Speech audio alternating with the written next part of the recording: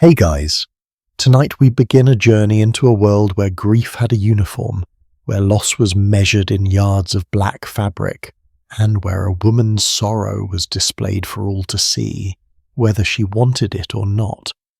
Imagine losing the person you love most in the world, and then being told exactly how to mourn them, what to wear, where to go, even how long to cry. For widowed women in the early 1900s, this wasn't imagination, this was life, and the costume they were forced to wear, it could blind them, poison them, even kill them. But here's what's remarkable, some of them turned that black veil into a symbol of something else entirely: power, independence, and revolution. So before we step into their world together, I'd love it if you could take just a moment to subscribe to this channel and give this video a like, but only if tonight's story resonates with you. And I'm genuinely curious. Where are you right now as you're listening to this? Curled up in bed in New York? Walking through London at twilight? Wherever you are, drop a comment below. I read every single one, and your words always make my day. Now, let's dim the lights, get comfortable, and step back in time to meet the women who wore the black veil. Picture this. It's a crisp morning in October 1904. A young woman named Clara stands in her bedroom staring at the mirror, but she can barely see her reflection. Not because the mirror is dirty or the light is dim, but because she's wearing a veil so thick, so heavy, that the world has become a blur of shadows. The veil hangs 6 feet long, longer than she is tall, and it's made of something called crepe, spelled with an A, a crimped silk fabric that was the gold standard for mourning dress. It weighs on her head like a wet blanket. The fabric scratches against her cheeks, making her skin itch and burn. When she breathes, she can smell the chemicals used to dye it that deep, lightless black. It makes her throat feel tight. Clara is 26 years old. 3 weeks ago, her husband died suddenly of pneumonia. They'd been married only 4 years. They had 2 small children, a boy of 3 and a baby girl who's just learning to walk. And now Clara must wear this veil every single time she leaves her house. Not for a week, not for a month, for an entire year and a day. That's the rule. That's what society demands of a proper widow in deep mourning. But here's the thing that might surprise you. This veil isn't just uncomfortable, it's actually dangerous.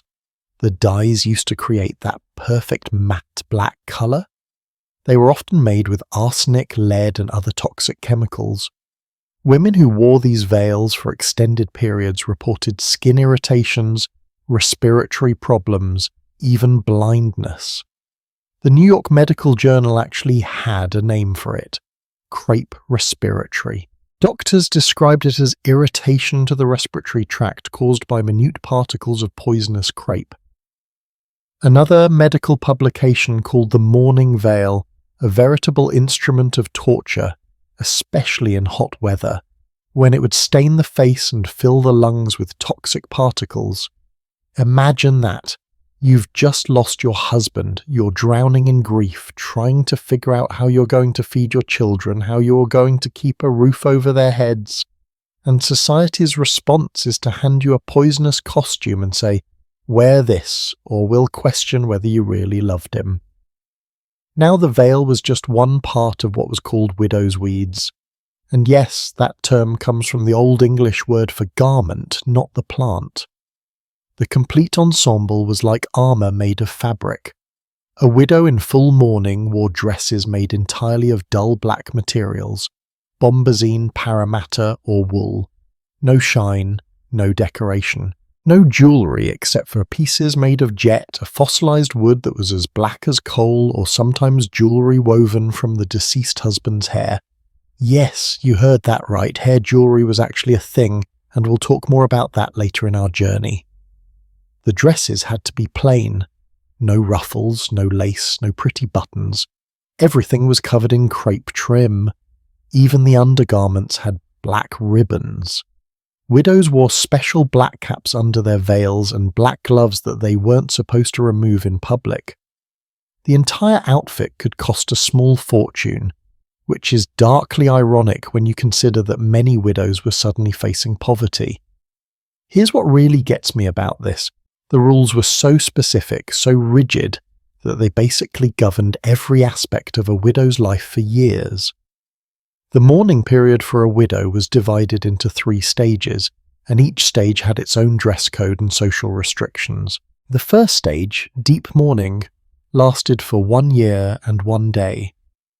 During this time, a widow wore the full black ensemble with the crepe veil covering her face whenever she went out. She wasn't supposed to attend any social gatherings, parties, or entertainment. She could go to church and receive visits from close family and friends, but that was about it. She was expected to stay home, in seclusion, visible proof of her grief put on display but simultaneously hidden away from the world. After that year and a day, she entered second mourning, which lasted another 9 months.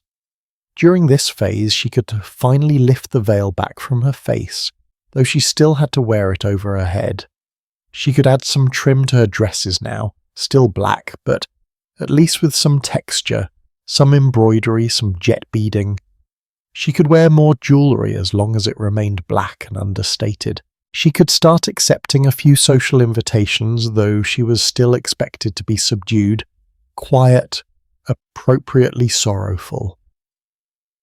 The final stage was called half mourning, and it lasted another 3 to 6 months.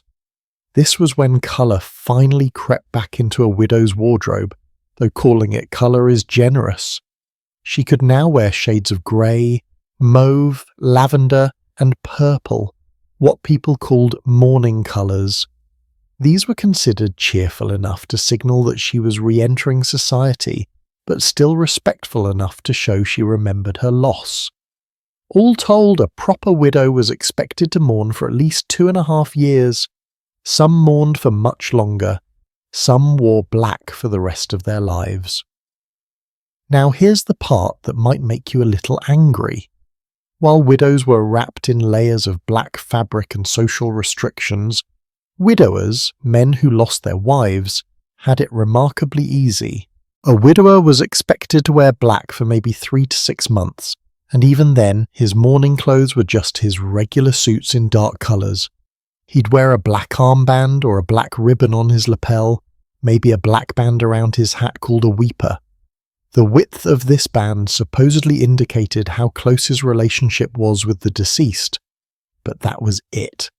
He could continue working, he could socialise, he could remarry quickly without anyone batting an eye. In fact, widowers were encouraged to remarry soon because, well, who was going to take care of the house and the children? Society viewed men as helpless in domestic matters, but a widow who remarried too quickly, she was considered scandalous, disrespectful, maybe even suspicious. What kind of woman moves on so fast? Didn't she love her husband? Let me share a moment that really captures this double standard. In the 1880s, there was a young widow in Washington who attended a reception, just a reception, nothing wild, a few months after her soldier husband died. She wore her long black veil and black gloves, and she held a black bordered handkerchief that looked like it had been dipped in ink. She danced, just once, and do you know what a bystander said? She should have dipped it in blood. That's the level of judgment widows faced. One moment of joy, one brief escape from suffocating grief, and people questioned her character, her love, her very humanity. The truly fascinating thing about all these mourning rules is that they became standardized largely because of one woman, Queen Victoria. When her beloved husband, Prince Albert, died in 1861, Victoria was devastated. She wore black mourning clothes for the remaining 40 years of her life. She never fully stopped mourning him, and because she was the Queen, because she was the most powerful woman in the British Empire, her mourning became the template. What Victoria did, society followed. Her grief became everyone's grief. Her costume became everyone's costume. By the late 1800s and early 1900s, mourning had become an industry. Entire departments in stores were dedicated to mourning attire. Catalogues like Montgomery Ward, Bloomingdale Brothers, and Sears advertised ready-to-wear mourning clothes. Dresses, veils, gloves, handkerchiefs, parasols, even mourning jewellery. Everything a widow might need, all in one convenient package. Because grief apparently should be convenient to purchase. But here's something that's easy to miss when we're focused on all these rules and restrictions. Some women actually found a strange kind of freedom in widowhood. Yes, the costume was oppressive. Yes, the social isolation was painful. But for the first time in their lives, many widows had legal rights they'd never had before. They could own property. They could make contracts. They could control their own money. They could make decisions without asking permission from a man. We'll explore this paradox more deeply as our story continues, but for now, just hold on to this thought. The black veil was both a prison and a key. Let me take you back to Clara for a moment, the young widow we met at the beginning. She's standing in her bedroom, wearing that suffocating veil, and she's thinking about the day ahead. She needs to visit the bank to access her late husband's account. She needs to speak with a lawyer about his will. She needs to somehow figure out how she's going to support 2 small children on whatever inheritance she'd been left, if any. And she has to do all of this while wearing a costume that makes it hard to see, hard to breathe, hard to think clearly. But here's what nobody told Clara, what nobody told any of these widows. Inside that black fabric, behind that poisonous veil, they were becoming something society didn't expect. They were becoming visible in a way they'd never been before. Not as daughters or wives, but as themselves. Women with property. Women with power. Women with choices. And some of them were about to change the world. The black veil was meant to mark the end of a woman's story, the closing chapter of her identity as a wife. But for many widows in the early 1900s, it became the beginning of something else entirely, something unexpected, something powerful. Now, Clara's story is just one thread in a much larger tapestry. Because while she's struggling with her veil and her grief and her uncertain future, thousands of other widows are facing the same challenges across America and Europe. And the thing is, they're not all facing them in the same way. A wealthy widow's experience was vastly different from a poor widow's. A young widow faced different pressures than an older one. And the legal landscape, well, that's where things get really complicated. See, wearing the black veil was the visible part of widowhood, but there was an invisible burden too, a legal and economic reality that determined whether a widow would sink or swim. And that's exactly where we're heading next. Because before we can truly understand what widowed women overcame, we need to understand what they were up against. We need to talk about the law, about property, about the peculiar legal death that happened to women the moment they said, "I do," and the strange resurrection that happened when they became widows. So stay with me, adjust your pillow, settle in a little deeper, because our journey into the world of widows in the early 1900s is just beginning, and trust me, what comes next will make you grateful for the rights and freedom we sometimes take for granted today. You know what's strange? In the early 1900s, a woman could die twice. The first death happened at the altar on what was supposed to be the happiest day of her life. The second death, that came when her husband's heart stopped beating. But here's the twist that might blow your mind. It was only in that second death that she truly came back to life. Legally speaking, anyway. Let me explain what I mean, because this is one of those historical facts that sounds too bizarre to be true, but trust me, it absolutely was. Under a legal doctrine called coverure, and doesn't that word just sound ominous? A married woman essentially ceased to exist as a separate legal person. The moment she said, "I do," her legal identity was covered, absorbed, subsumed under her husband's. It's like she became invisible, a ghost walking around in her own life. She couldn't own property in her own name. She couldn't sign contracts. She couldn't sue someone in court or be sued herself. She couldn't earn a salary under her own name. Even her body wasn't legally her own. There was no such thing as marital rape because a husband was assumed to have complete rights to his wife's body. I want you to really sit with that for a moment.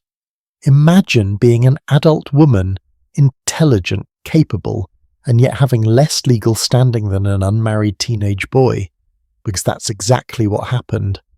An unmarried woman, what they called a femme sole, had rights. She could own things, make decisions, enter into agreements. But the second she married, poof, gone. Now here's where it gets darkly ironic. When a woman became a widow, she suddenly snapped back into legal existence. She became a femme sole again, a woman alone, a woman at her own commandment, as they used to say. For the first time since her wedding day, maybe for the first time in her entire adult life, she could own property, control money, make legal decisions without asking permission from any man. So picture this, you're a widow in 1908. You're wearing that suffocating black veil we talked about earlier. Society expects you to be broken, dependent, pitiable. But here's what they don't expect. You're suddenly more legally powerful than you've been since you were a single woman. You can finally inherit property in your own name. You can run your late husband's business if he had one. You can make contracts. You can go to court. You exist. It's like being a prisoner who suddenly discovers the cell door was never actually locked. Except, of course, there's a catch. There's always a catch. The catch is this. What you inherit depends entirely on laws that were written by men, for men, to protect men's interests. In most places, a widow was entitled to somewhere between 1/3 and 1/2 of her husband's estate. That sounds reasonable, right? Except remember, under coverture, everything she brought into the marriage, her dowry, her inheritance from her own family, the money she earned if she worked, all of that had become her husband's property the moment they married. So when he died, she was getting back a fraction of what might have included her own contributions in the first place. And here's something that might make you even angrier. In many places, if a husband died without a will, the estate might pass to his eldest son, even if that son was still a child, even if the widow had no other means of support. She might be named as guardian of that child, which gave her some control, but only until the boy came of age. And if she remarried, she'd lose guardianship immediately. The law assumed that her new husband's authority over her children from her first marriage would be inappropriate, so custody would pass to the dead husband's relatives instead. Can you imagine that?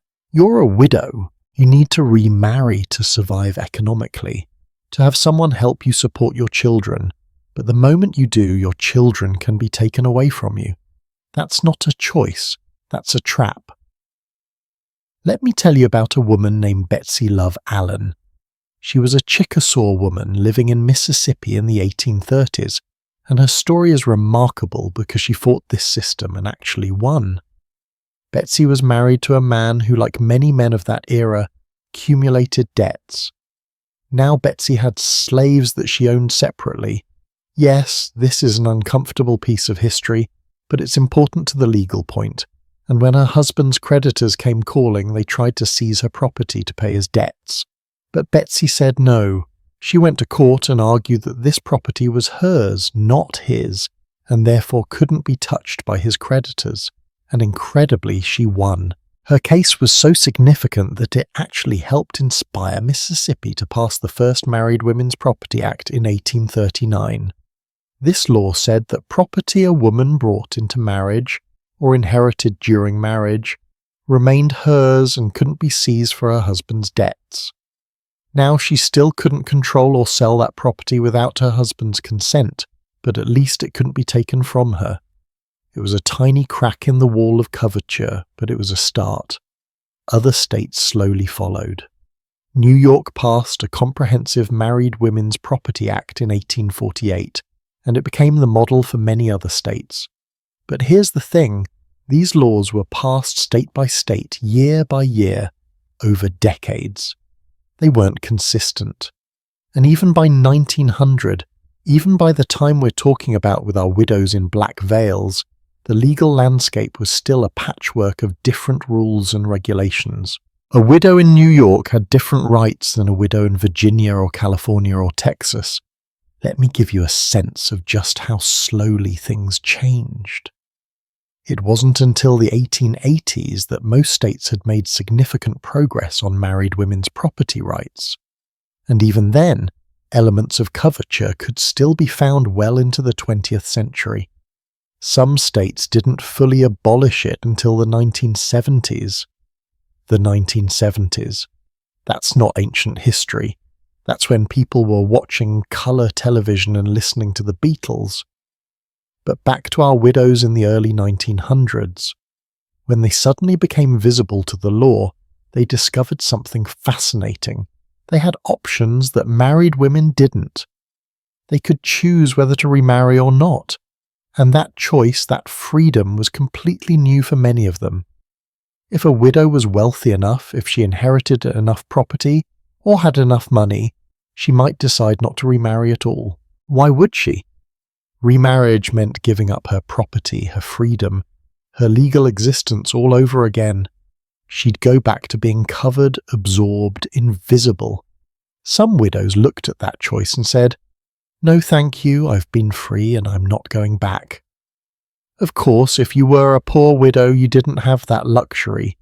You needed someone to help support your children. You needed a man's wages because women's wages, when you could get work at all, were typically half or less than what men earned for the same labour. In Edwardian Britain, for example, women's average wage was about 11 shillings per week, while men earned 26 shillings. Try raising children on half a man's salary, while also being paid half as much. The math doesn't work, and that's exactly the point. The system was designed to push women toward marriage, toward dependence, so you had this incredible tension. Marriage offered economic security but legal death. Widowhood offered legal life but often economic disaster. What would you have chosen? Really think about that for a moment. If you were a woman in 1905 with 2 children to feed, which death would you have chosen, the legal kind or the financial kind? Some widows got creative. They ran boarding houses, taking in lodgers to make ends meet. They took in sewing or laundry. They worked as governesses or teachers if they had enough education. They took over their late husband's businesses if they could, though many guilds and professional organisations made that difficult. Typically, only about 10% of urban traders were widows, even though widows made up a much larger percentage of the population. And here's something that might surprise you.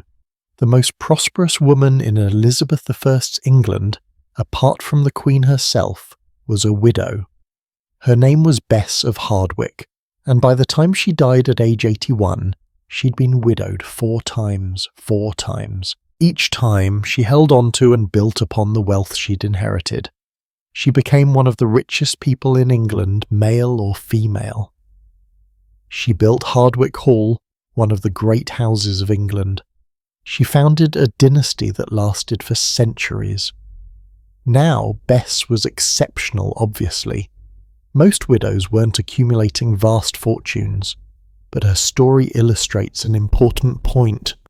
Widowhood could be a pathway to power for women who were strategic, who were lucky, who managed to navigate the legal and social obstacles in their way. Fast forward to the early 1900s, and you start seeing more and more widows in positions of influence. They're running businesses, they're involved in charitable work. And here's something really interesting.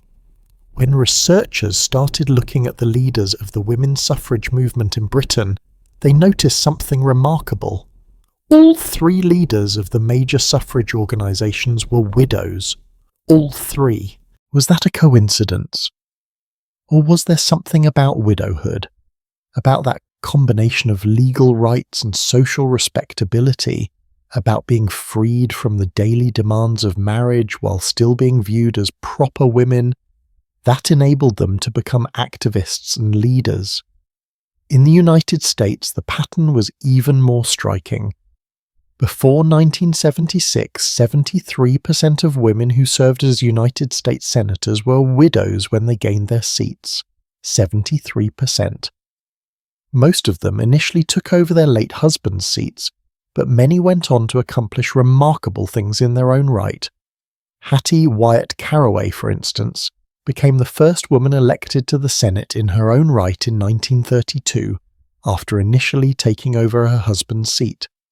She became the first woman to chair a Senate committee, the first woman to officially preside over the Senate. She was a pioneer, and she became one because she was a widow. Think about what that tells us. The political system was so closed to women that the only way most of them could get in was through the side door of widowhood. But once they were in, once they had that taste of power and purpose, many of them never looked back. I want to introduce you to one more woman before we move on. Her name was Maggie Wintringham, and she became the first English-born woman to serve as a Member of Parliament in 1921. How did she get there? Her husband, who was the serving member for Louth, died in the Palace of Westminster. Aggie took over his seat. And then she fought. She fought for equal guardianship of children so mothers wouldn't lose custody when they remarried. She fought to reduce the voting age for women from 30 to 21. She fought for women to be allowed to sit in the House of Lords. She fought to make state education scholarships available to girls as well as boys. Maggie was a widow, but she was also a warrior. You see, here's what I want you to understand. The Black Veil and the legal resurrection, they happened at the same time. While society was telling widows to be quiet, to be hidden, to be safe, the law was quietly handing them keys to rooms they'd never been allowed to enter before. And some of these women, they walked right through those doors and changed the world. But of course, not every widow's story was one of empowerment and political awakening. For every Bess of Hardwick or Hattie Caraway, there were thousands of ordinary widows just trying to survive, just trying to feed their children, just trying to make it through another day in a world that suddenly felt very cold and very uncertain. And that's what we need to talk about next. Because behind all these legal complexities, behind the question of property and rights and political power, there's a much more fundamental question. Just how many widows were there? What were the odds that a woman in the early 1900s would lose her husband, would find herself suddenly alone and legally visible but economically vulnerable? The answer might shock you, because widowhood wasn't rare, it wasn't unusual, it was in many ways just part of the expected trajectory of a woman's life. And when you understand the numbers, when you see just how common this experience was, everything else we've been talking about starts to make a different kind of sense. Here's something that might keep you up at night.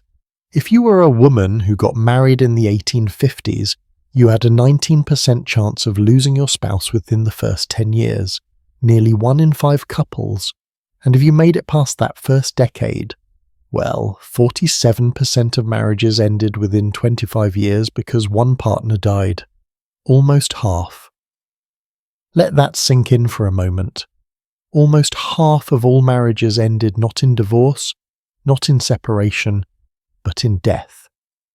And because women typically lived longer than men, and because widowers remarried much more quickly and easily than widows, the streets of every town and city in America and Europe were filled with women in black. In the early 1900s, somewhere between 10 and 17% of the entire female population in Europe was widowed at any given time. That's not a small number. That's millions of women. In America, the numbers were similar. In 1900, about 8.5% of children were living with single parents, and the vast majority of those single parents were widows, not divorced or separated mothers. Widows. Think about your own neighbourhood, your own street. Now imagine that 1 out of every 10 women you see is wearing mourning clothes because her husband has died. That's the world we're talking about. Widowhood wasn't some rare tragedy that happened to unlucky women. It was a normal, expected part of life. It was something most women knew they would probably face eventually. But why? Why were so many women becoming widows so young? The answer is both simple and heartbreaking. People died young. Life was dangerous in ways we can barely imagine now. There were no antibiotics. A simple cut could become infected and kill you. Pneumonia, influenza, typhoid fever, tuberculosis, diphtheria. These diseases swept through communities regularly, and doctors had very few tools to fight them. Child mortality was high, but so was adult mortality. Men worked in dangerous jobs, factories, mines, construction, farms where accidents were common and medical help was far away. Let me paint you a picture of how quickly life could change. It's 1878. A man named Thomas, we'll call him that, though his name is lost to history, is 45 years old. He's an immigrant, working hard to build a life in America. He has a wife and 5 children ranging from 4 to 16 years old. He's healthy 1 week, sick the next, and dead by the end of the month. Maybe it was typhoid. Maybe it was pneumonia. Maybe it was an accident at work. Whatever it was, it happened fast. His widow, let's call her Anne, is suddenly alone with 5 children to feed. The 2 oldest boys, aged 10 and 12, drop out of school immediately. They have to. The family has a small 3-acre farm that needs working, and they need to earn money however they can. The 16-year-old daughter becomes a second mother to the younger children. The youngest, just 4 years old, probably doesn't fully understand why Papa isn't coming home anymore. This isn't a made-up story designed to pull at your heartstrings. This is a real family's experience documented in historical records. And there were thousands, tens of thousands, hundreds of thousands of families just like them. Now you might be wondering, what about life expectancy? Didn't people live shorter lives back then overall? Yes, they did. The average life expectancy in 1900 was only about 47 years in the United States. But here's something important to understand, that average was dragged down significantly by infant and child mortality. If you made it to adulthood, you could reasonably expect to live into your 60s or even 70s. The problem was that a lot of people didn't make it to adulthood, and a lot of adults died from things we can easily treat now. Women typically became widows around age 50, and once they were widowed, they remained widows for an average of about 18 years. 18 years. That's a long time to wear black. That's a long time to be alone. That's a long time to figure out how to survive without the person you'd built your life around. And here's something that might surprise you. About 12% of widows had no children at all when their husbands died. Imagine that. You lose your spouse and you don't even have children to comfort you or help you or give your life continued purpose. You're just alone. Of course, having children created its own set of challenges. More mouths to feed, more hearts to comfort when they asked where Papa was. More futures to worry about when you had no idea how you'd pay for food next month, let alone education or apprenticeships or dowries. The thing is, death didn't discriminate. It took husbands from rich families and poor families, from cities and farms, from every corner of society. But the consequences of that death were vastly different depending on who you were. If you were a wealthy widow, you might inherit a substantial estate. You might have servants to help run the household. You might have relatives who could provide advice and support. You'd still grieve, of course. Money doesn't protect you from heartbreak, but you wouldn't have to worry about whether you'd eat tomorrow. If you were a middle-class widow, You'd probably inherit enough to live on if you were careful, especially if your husband had been prudent and left a will. You might be able to keep the house, and you might be able to send your children to school a little longer before they needed to work. Life would be harder, tighter, sadder, but survivable. But if you were a poor widow, if your husband had been a labourer or a factory worker living paycheck to paycheck, you were in serious trouble. You probably inherited almost nothing because there was almost nothing to inherit. You needed to find work immediately, but women's work paid so little that you couldn't support a family on it. Your children would have to work too, as young as the law allowed and sometimes younger. I came across a detail that really struck me while researching this topic. In the 1850s and 60s in England, the death of a spouse was so common that it often occurred within just 10 years of the wedding.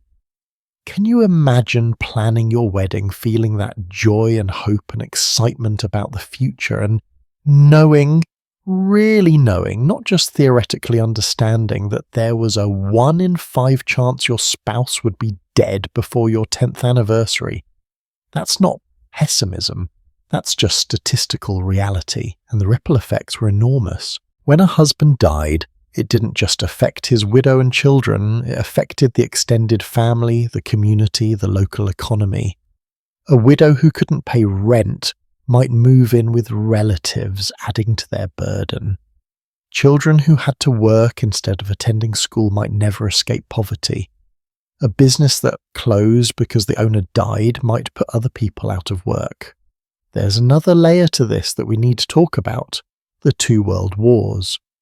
Now we're focusing mainly on the early 1900s, the pre-war years, but it's impossible to understand the full picture without acknowledging what was coming. World War I, which began in 1914, created a surge of young widows unlike anything the world had seen before. The war increased the proportion of widows in Europe by 5 to 7%. That might not sound like much until you realise that's hundreds of thousands, maybe millions of additional widows, many of them very young, many of them with small children. Before the war, most widows were older women whose husbands had died of illness or accident after years of marriage. After the war started, suddenly you had 25-year-old widows, 30-year-old widows, women who'd been married for just a year or two before their husbands marched off to the trenches and never came home. These war widows faced unique challenges. They'd often married just before their husbands left for war, so they'd barely had time to build a life together. Some were pregnant or had very young babies. They'd been expecting to start their adult lives, to build families and homes and futures. Instead, they got telegrams, they got condolence letters, they got black veils and widows' pensions that barely covered the rent. The governments tried to help, of course. The War Risk Insurance Act of 1917 in the United States provided monthly payments to widows and children of soldiers who died. Britain had similar programs, but the payments were small, often inadequate, and there were delays. Widows sometimes waited months to receive their first pension cheque while they went into debt just trying to survive. In Scotland, parish records from the 1920s show a considerable rise in the number of widows applying for poor relief after the war. These were women who were entitled to war pensions but couldn't access them quickly enough, or whose pensions simply weren't enough to live on. A widow of a private soldier, if she was aged between 35 and 45 years old and had 8 children, can you imagine, was entitled to 30 shillings and 6 pence per week. The maximum any widow could receive was 37 shillings and 6 pence. Compare that to the average wage for a blue-collar worker, which was just over 100 shillings per week. She was getting barely a third of what a working man earned, and she had to support an entire family on it. Here's a question I want you to think about. How did women cope with this? How did they wake up every morning knowing that statistically they might lose their husbands? How did they keep going after it happened? The answer is, they just did. Because they had to. Because there was no other choice. They mourned while they worked. They grieved while they fed their children. They cried in private and put on brave faces in public. They wore the black veil and the black dress and the black gloves. And underneath all that dark fabric, they figured out how to survive. Some of them became remarkably resourceful. They learned skills they'd never needed before. They made connections with other widows, informal support networks of women who understood what it meant to be alone. They stretched every penny until it screamed. They did whatever they had to do to keep their children fed and clothed and safe. And you know what's incredible? Many of them succeeded. Not all, of course. Some fell into poverty they never escaped. Some lost their children to disease or starvation or the workhouse. Some died young themselves, worn out by the work and worry. But many, so many more than you might expect, found ways to carry on. They survived, they adapted, they endured. The statistics tell us that widowhood was common. The numbers tell us how many women faced this experience, how young they often were, how long they typically remained widows. But statistics can't tell us about courage. Numbers can't capture resilience. Data can't measure the strength it took to wake up every single day in a world that had fundamentally changed and to keep going anyway. Every one of those millions of widows had a story. Every one of them faced a choice that was really no choice at all. Give up or carry on. And most of them carried on.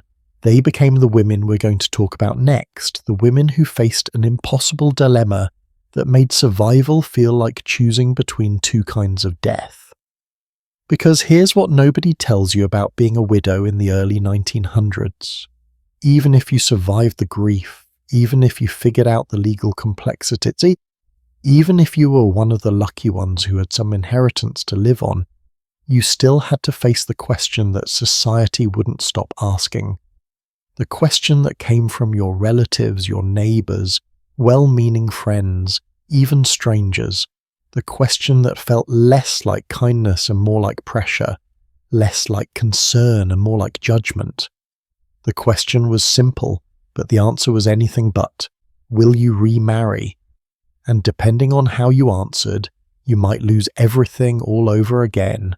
There's a particular kind of cruelty in being offered a choice that isn't really a choice at all, and that's exactly what society handed to widows in the early 1900s when it came to the question of remarriage. On one side, economic survival, a father for your children, social acceptability. On the other side, your children themselves, your newly acquired legal rights, your hard-won independence. Choose wisely, they said, as if there was any way to choose without losing something precious. Let me tell you about a woman named Margaret.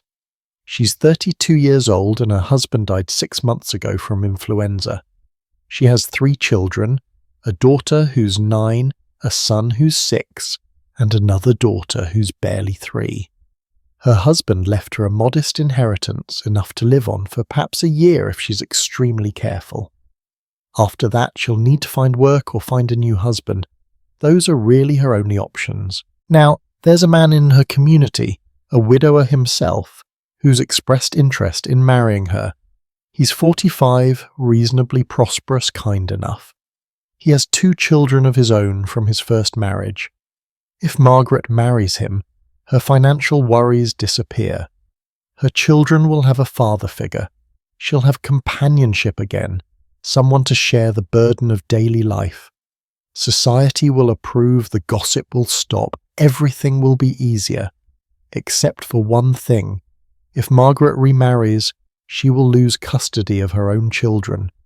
Let me say that again so you really hear it. If she remarries, her children from her first marriage will be taken from her and given to her late husband's relatives. That's the law in many places. The logic, and I use that word loosely, is that her new husband shouldn't have authority over children who aren't his. So instead, those children go to their paternal uncle or grandfather, or whoever the late husband's family decides should raise them. Can you imagine facing that choice? Marry for survival but lose your babies. Or stay single, struggle financially, maybe watch your children go hungry, but at least keep them with you? This wasn't a hypothetical dilemma. This was reality for thousands of women. Historical records show us widows petitioning courts, begging to be allowed to remain guardians of their children even after remarriage. Their arguments were heartbreaking. I need to remarry to support my children, but if I remarry, you'll take my children away from me. How is that just? How is that fair? How does that help anyone? Some women chose remarriage anyway, knowing they'd lose custody. They reasoned that at least their children would be fed and housed, even if it was in someone else's home. At least they'd be alive. Other women chose to stay single and fight poverty every single day, clinging to their children with everything they had. And here's the really twisted part. While the legal system pressured widows against remarriage by threatening to take their children, economic reality pressured them toward it. You couldn't win. It was a trap disguised as a choice. Now, let's talk about what happened to a widow's property when she remarried, because this is where it gets even more frustrating. Remember how we talked about widows finally having legal rights, finally being able to own property and control their inheritance? Well, all of that disappeared the moment she said "I do" for the second time.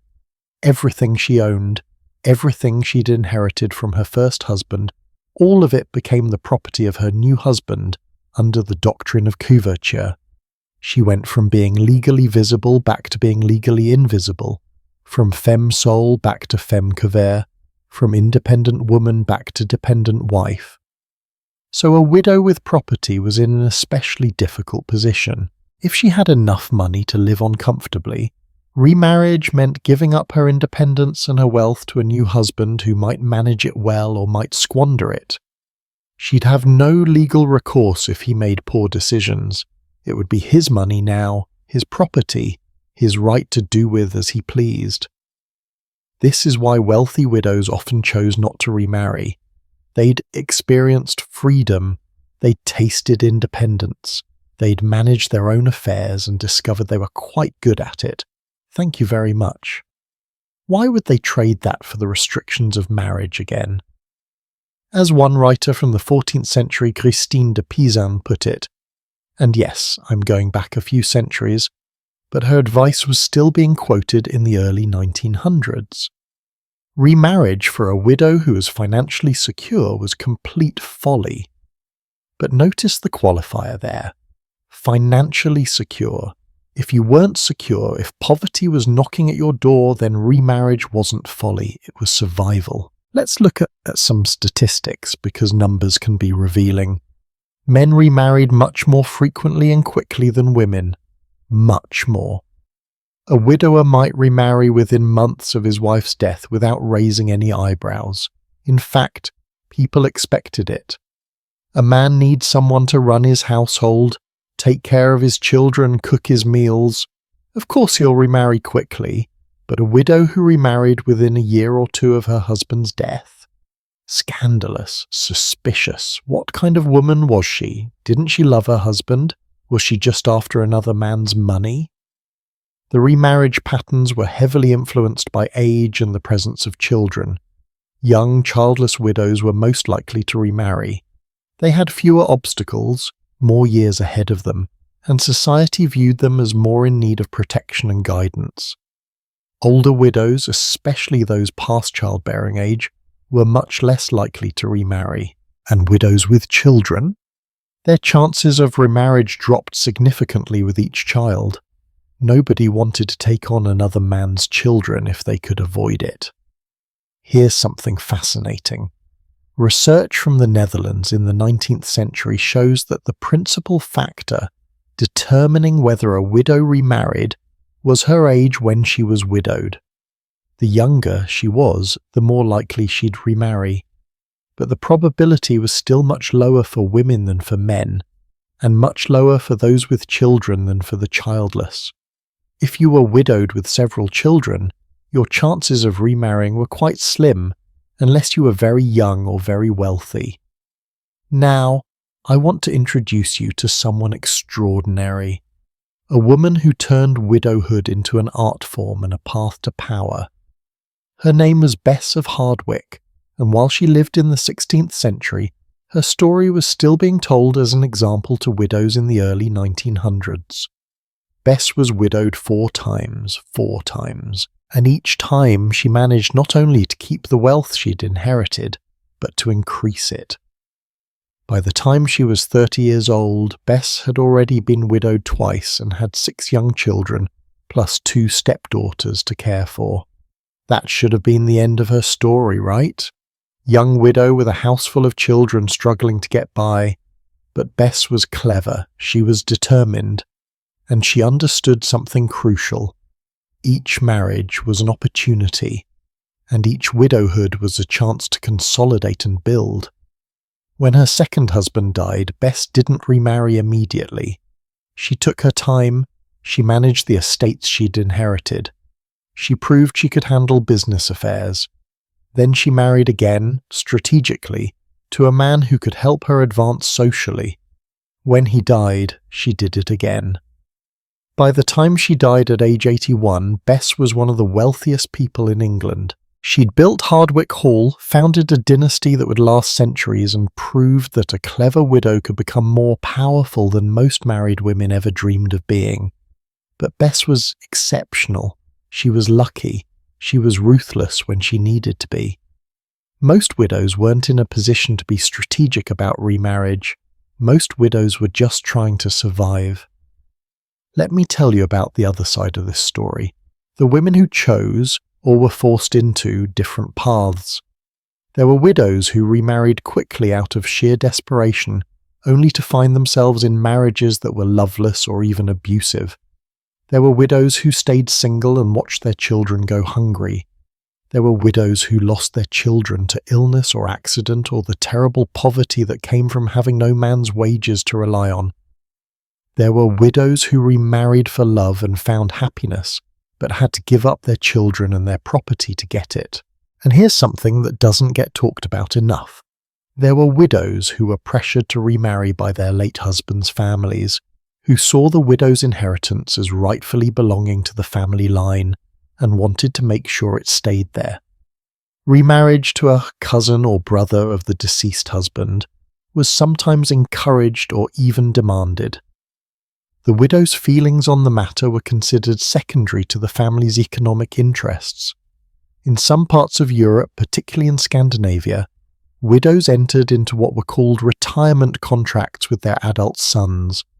The son would take over ownership of the farm or business, and in exchange the widow would receive food, lodging, firewood, and other necessity for the rest of her life.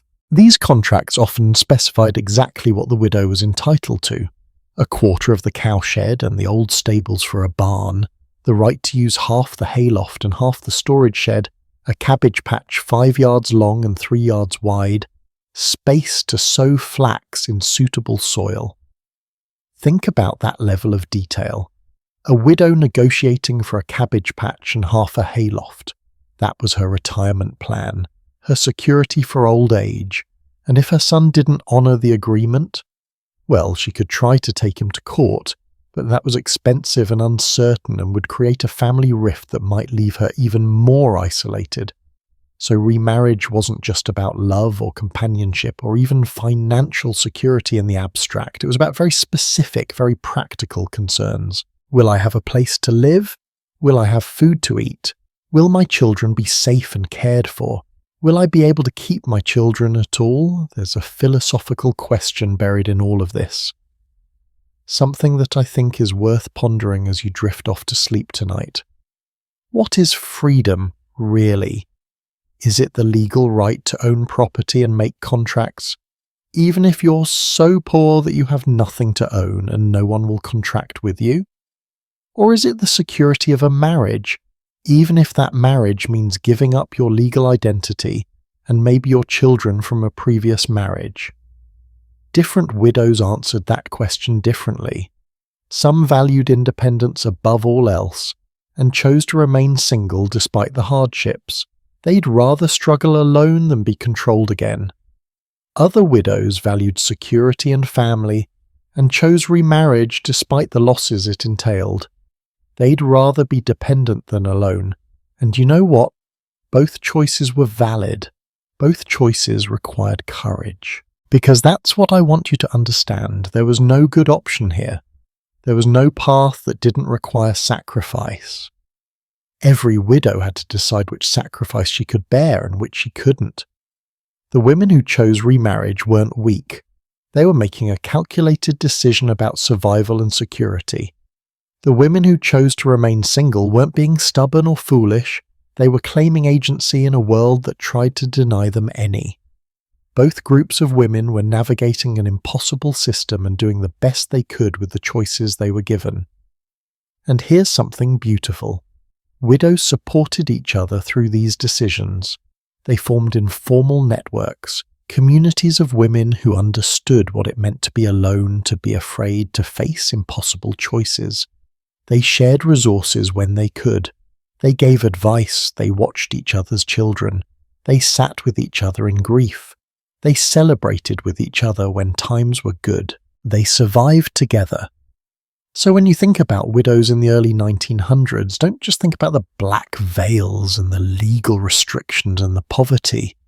Think also about the bonds between women, the friendships forged in hardship, the quiet acts of kindness that made survival possible. Think about women who'd lost everything, helping other women who'd lost everything, even though they barely had anything themselves. Because that's the other side of this story. Yes, the system was cruel. Yes, the choices were impossible. Yes, women suffered, but women also endured. They persisted. They helped each other. They found ways to carry on. Now, all of this raises another question, one that's even more practical than the question of remarriage. Whether a widow chose to remarry or not, she still had to figure out how to survive in the meantime. She still had to put food on the table, keep a roof over her head, clothe her children. And in an economy where women earned half of what men earned, where most professions were closed to women entirely, where childcare didn't exist and a working mother was viewed with suspicion and pity, how exactly was she supposed to do that? The answer is, it depended entirely on who she was, what class she came from, what skills she had, and how creative she could be. And that's where our story goes next, into the gritty, practical, sometimes desperate, sometimes ingenious world of how widows actually survive day to day. Survival, it turns out, is an art form. And widows in the early 1900s were some of the most creative artists you've never heard of. They had to be. When your husband dies and you're suddenly responsible for keeping yourself and your children alive on an income that's half what men earn, if you can find work at all, you learn to improvise. You learn to stretch a penny until it screams. You learn skills you never imagined needing. You become resourceful in ways that would impress even the most clever entrepreneur today. But here's what's crucial to understand. How a widow survived depended almost entirely on what she had before her husband died. Class wasn't just about social status. It was about the difference between eating and starving, between keeping your home and ending up on the street, between maintaining dignity and descending into desperation. So let's start at the top and work our way down, because each level of society had its own survival playbook. If you were a wealthy widow, a woman from the upper classes, your biggest challenge wasn't survival, it was management. You might inherit a substantial estate, property, investments, maybe even a business empire. The question wasn't whether you'd eat it tomorrow, but whether you could manage these assets effectively without losing everything to bad advice or predatory relatives. Let me tell you about Eliza Tinsley. She wasn't a household name, but she should have been. Eliza was from the Black Country in England, an area known for metalworking and industry. When her husband died, she inherited a small nail and chain manufacturing business. Small, modest, nothing spectacular. But Eliza had a head for business that would put most modern executives to shame, Over 20 years, she grew that little enterprise into an industrial powerhouse with 4,000 employees. 4,000! She opened a branch in Melbourne, Australia. She invested in property and mining. She became one of the wealthiest industrialists in Britain. And when she died, she left the equivalent of £3.5 million, despite having given generously to charitable causes throughout her life. Eliza proved something that society didn't want to believe. Women could run businesses just as effectively as men, sometimes more effectively. But she was exceptional, right? An outlier? Well, maybe. Or maybe she was just one of the only women who got the chance to prove what she could do. Across Europe, historical records show that widows made up about 10% of urban traders and business owners. That doesn't sound like much until you remember that women weren't supposed to be in business at all. Most guilds had rules against women joining, but they made exceptions for widows who'd inherited their husband's trade. It was grudging acceptance, but it was acceptance nonetheless. These widows ran bakeries and taverns, operated printing presses and bookshops, managed farms and fishing enterprises. Probate inventories, those detailed lists of what people owned when they died, show widows with fishing boats, shoemaking tools, shop merchandise, everything you'd need to run a business. They weren't just sitting around living off their inheritance, they were working, managing, building. But let's be honest, most widows weren't wealthy industrialists. Most were somewhere in the middle, what we call middle class, and their survival strategies look very different. Middle-class widows had a bit of inheritance to work with, but not enough to live on comfortably forever. They had education, skills, social connections. They had respectability, which was worth something in that world, and they used all of it. Teaching was one of the most common paths for middle-class widows. The profession had once been dominated by men, but as public education expanded in the late 1800s and early 1900s, more and more women entered the field. For widows with enough education, teaching offered steady work, a respectable position, and sometimes even housing if they taught at a boarding school. The pay wasn't great. Remember, women earned about half what men did, but it was reliable, and that counted for a lot. Governess positions were another option, though these were less stable. You'd live with a wealthy family, teaching their children, and in exchange you'd get room, board, and a small salary. It was isolating, though. You were neither servant nor family, existing in this strange limbo between the two. But it beat starvation. Some middle-class widows took in boarders, converting their homes into boarding houses. Think about the economics of this for a moment. You have a house, probably left to you by your husband. You can't afford to maintain it on your own, but you can't sell it without losing your home. Solution? Take in lodgers, rent out the spare bedrooms, provide meals, essentially become an innkeeper in your own home. This was incredibly common. Historical records show that a significant percentage of boarding houses were run by widows. It made sense. They had the space, they had the skills. Cooking, cleaning, managing a household were things they'd been doing all their lives, and it allowed them to earn income while staying home to care for their own children. But here's where it gets interesting. Some widows were remarkably entrepreneurial about this. They didn't just take in random lodgers, they specialized. Some catered to students from nearby universities. Others took in traveling salesmen or seasonal workers. Some ran boarding houses specifically for other widows or single women, creating communities of mutual support. I came across one story of a widow who ran a boarding house for aspiring writers in London. She charged slightly less than other boarding houses, but she created this environment where artists and writers could work and share ideas. Several successful authors of the era credited her with giving them the stable environment they needed when they were just starting out. She wasn't wealthy, but she was creative, and that creativity kept her afloat. Now let's talk about working-class widows, because this is where survival gets really hard, really creative, and sometimes really heartbreaking. If your husband had been a labourer, a factory worker, someone who lived paycheck to paycheck, you inherited almost nothing. Maybe a few possessions you could sell if you got desperate. Maybe a tiny insurance payout if he'd had coverage, which many working men didn't.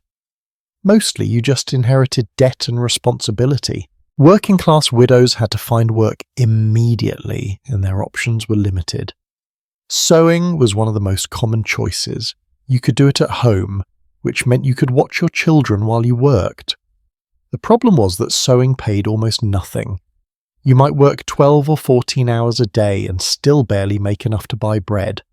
Laundry was another option. Taking in washing from wealthier families paid a bit better than sewing, but it was backbreaking work. You'd spend hours hauling water, heating it, scrubbing clothes on a washboard, wringing everything out by hand, hanging it to dry, ironing it with heavy flat irons heated on the stove. Your hands would be raw and red, your back would ache constantly, but it was work you could do from home, and sometimes that was the only option when you had small children. Domestic service was available to some widows, especially young ones without children or whose children were old enough to work themselves. You'd work as a cook or a maid or a housekeeper in a wealthy household. The pay was better than sewing or laundry, and you'd usually get room and board, but it meant leaving your children with relatives or neighbours, hoping they'd be cared for properly. Here's a detail that really struck me. Children were often described in historical documents as a widow's most valuable asset. That sounds cold, doesn't it? But it was true. Children could work. In an era before child labour laws, or in places where such laws existed but weren't enforced, children as young as 8 or 9 could work in factories, mines, or on farms. The money they brought home might be the difference between survival and starvation. A widow's children were more likely to work, and to work younger, than children in father-headed families.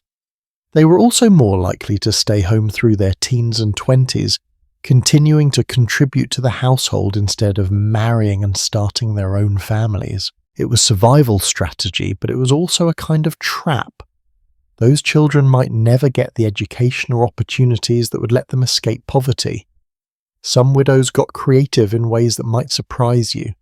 They raised animals, chickens, rabbits, sometimes a pig if they had space, and sold eggs, meat, or pelts. They kept vegetable gardens and sold the surplus at markets. They made things to sell: bread, pies, candles, soap, whatever they could produce that people might buy.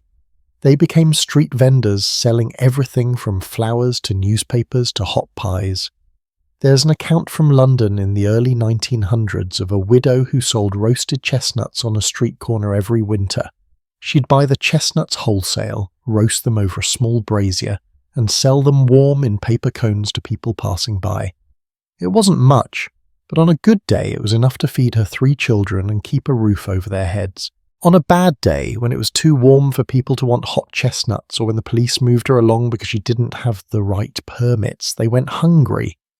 And then there were the widows who fell through every safety net, who had no skills that could earn money, no family to help, no options at all.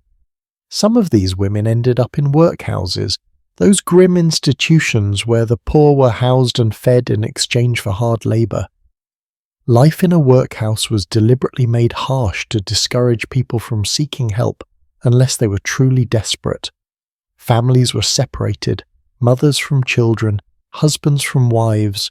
The work was grueling, the food was minimal, but it was shelter, and for some widows, it was the only shelter available. Some widows, the ones we don't like to think about but need to acknowledge, turned to prostitution. Not because they wanted to, but because it was the only way they could earn enough money to survive. This was especially true for younger widows in cities, where the demand existed and where poverty was most desperate. It's an ugly reality, but it was a reality nonetheless. Now, I mentioned earlier that women earned about half what men earned for the same work. Let me give you specific numbers to really drive this home. In Edwardian Britain, a woman's average wage was 11 shillings per week. A man's average wage was 26 shillings per week. That's less than half. And this was for the same work, the same hours. In the United States, the wage gap was similar. Women working in factories might earn $5 to $7 per week, while men doing identical work earn $12 to $15. How are you supposed to support yourself and children on that? You can't. Not really. Not without help or supplemental income or incredible creativity or all three at once. This is why widows employed what I call survival stacking. They didn't rely on just one source of income because one source wasn't enough. A widow might take in sewing and do laundry and keep a vegetable garden and board a lodger and have her older children working all at the same time. Every little bit helped. Every penny counted. There's something I find both heartbreaking and inspiring about this. Widows helped each other. They shared housing to split costs. They watched each other's children so one could work while the other looked after everyone. They shared food when one had a little extra. They passed along work opportunities, clothes their children had outgrown, information about which shopkeepers might extend credit when money was tight. These informal networks of mutual aid were crucial. Because governments weren't stepping in to help, not yet. There were some charitable organizations, some church-based assistance programs, but they were inconsistent and often came with strings attached. You might get help, but you'd also get judgment, lectures about morality and proper behavior, maybe even pressure to give up your children to an orphanage if the charity deemed you unable to care for them properly. It wasn't until the 1920s that Britain passed the Widows, Orphans and Old Age Contributory Pensions Act of 1925, which provided actual government pensions for widows. Before that, you were largely on your own unless you were a war widow, and even then, as we discussed earlier, the pensions were barely adequate. Think about what this means. For centuries, widows had to figure out survival themselves. The system offered them almost nothing. Society judged them if they struggled and judged them if they succeeded. But they kept going. They found ways. They survived. And you know what's remarkable? Some of them did more than survive. Some of them thrived. Not just the wealthy ones like Eliza Tinsley, but ordinary women who discovered reserves of strength and capability they didn't know they had. Women who became successful shopkeepers or respected teachers or skilled tradespeople. Women who raised their children alone and saw those children go on to better lives than they'd had. But here's the question we haven't fully addressed yet. What about those children? We've talked about widows using them as assets, children working to support the family, children being taken away if their mother remarried. But what was it actually like to be a child in a widow-headed household? What did it mean to grow up without a father in the early 1900s, when your mother was struggling to survive and you had to grow up faster than any child should? That's a story that deserves its own telling, and it's where we're heading next, into the world of children who lost their fathers too soon and had to become adults while they were still wearing short pants and pinafores. Childhood is supposed to be about wonder and play and learning, about being protected and cared for while you figure out who you are. But for millions of children in the early 1900s, childhood ended the day their father died. One moment you're a child with responsibilities appropriate to your age, the next moment you're the man of the house at age 10 or the second mother at age 12 or the breadwinner at age 14. And nobody asks if you're ready. Nobody asks if you want this. You just wake up one morning and your childhood is over. Let me take you into a specific household so you can really feel what this meant. It's a cold morning in March 1878. A family in rural Pennsylvania just lost their husband and father. He was 45 years old, an immigrant who'd been working their small 3-acre farm and doing odd jobs to make ends meet. Pneumonia took him in less than a week. Now his widow stands in the kitchen with her 5 children trying to figure out how they're going to survive. The oldest child is a girl, 16 years old. Let's call her Emma. The youngest is just 4. In between are 2 boys, ages 12 and 10, and another daughter who's 6. Look at those ages for a moment. The 4-year-old probably doesn't fully understand that Papa isn't coming back. The 6-year-old is frightened and confused. But Emma understands everything. She understands that their world just shattered. Within days, maybe hours, decisions are made. The 2 boys, 12-year-old James and 10-year-old William, drop out of school permanently. They have to work the farm now. It's only 3 acres, but those 3 acres might produce enough food to keep the family from starving. They also need to find paying work wherever they can, helping neighbours with their harvests, hauling goods to market, anything that puts coins in their pockets. Emma becomes her mother's right hand. She takes over much of the housework, cooking, cleaning, mending, looking after the younger children while their mother tries to figure out how to generate income. Maybe she takes in sewing. Maybe she does laundry for better-off families.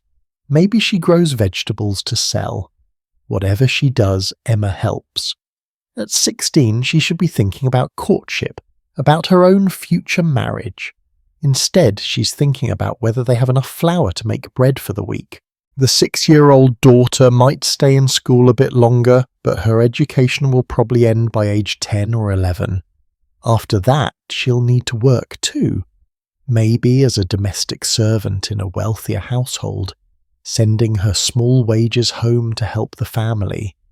And that 4-year-old, he's going to grow up barely remembering his father, raised by a family that stretched to the breaking point, in poverty that will mark him for life. This isn't a made-up story designed to make you sad. This is a real family whose experience was documented in historical records. And there were tens of thousands of families just like them, maybe hundreds of thousands. Here's what the statistics tell us. Children in widow-headed households were significantly more likely to work than children in 2-parent households. They started working younger. They worked longer hours. They stayed home well into their teens and 20s, contributing their wages to the family, instead of saving for their own futures or starting their own families. They were, as one historian brutally but accurately put it, their mother's most valuable asset. Think about what that means psychologically. You're 10 years old, your father just died, you're grieving, you're scared, you want your mother to comfort you, to tell you everything will be okay. But instead, your mother needs you. She needs your labour. She needs your wages. She needs you to be strong when you feel like falling apart. She needs you to be an adult when you're barely past childhood. And you do it. Because you have to, because the alternative is watching your little siblings go hungry, watching your mother break under the strain, maybe losing your home and ending up in the workhouse or on the streets. So you swallow your grief. You push down your fear. You go to work. Let me give you some specific examples of what children's work looked like in the early 1900s, because it's important to understand just how hard these young lives were. Boys as young as 8 or 9 worked in coal mines. They started as breaker boys, sitting hunched over conveyor belts for 10 or 12 hours a day, picking slate and rock out of the coal as it went past. The coal dust filled their lungs. The work bent their spines. Many developed respiratory diseases that would kill them young, but it paid. Not much, maybe $1 a week, but that dollar might mean the difference between eating and starving for a widow's family. Slightly older boys, 12 or 13, might work as door boys in the mines, opening and closing ventilation doors as coal carts passed through. Or they'd work in factories, operating dangerous machinery that could easily take a finger or hand if you weren't careful. Or on farms, doing back-breaking agricultural labour from dawn to dusk. Girls had different but equally difficult options. Domestic service was common.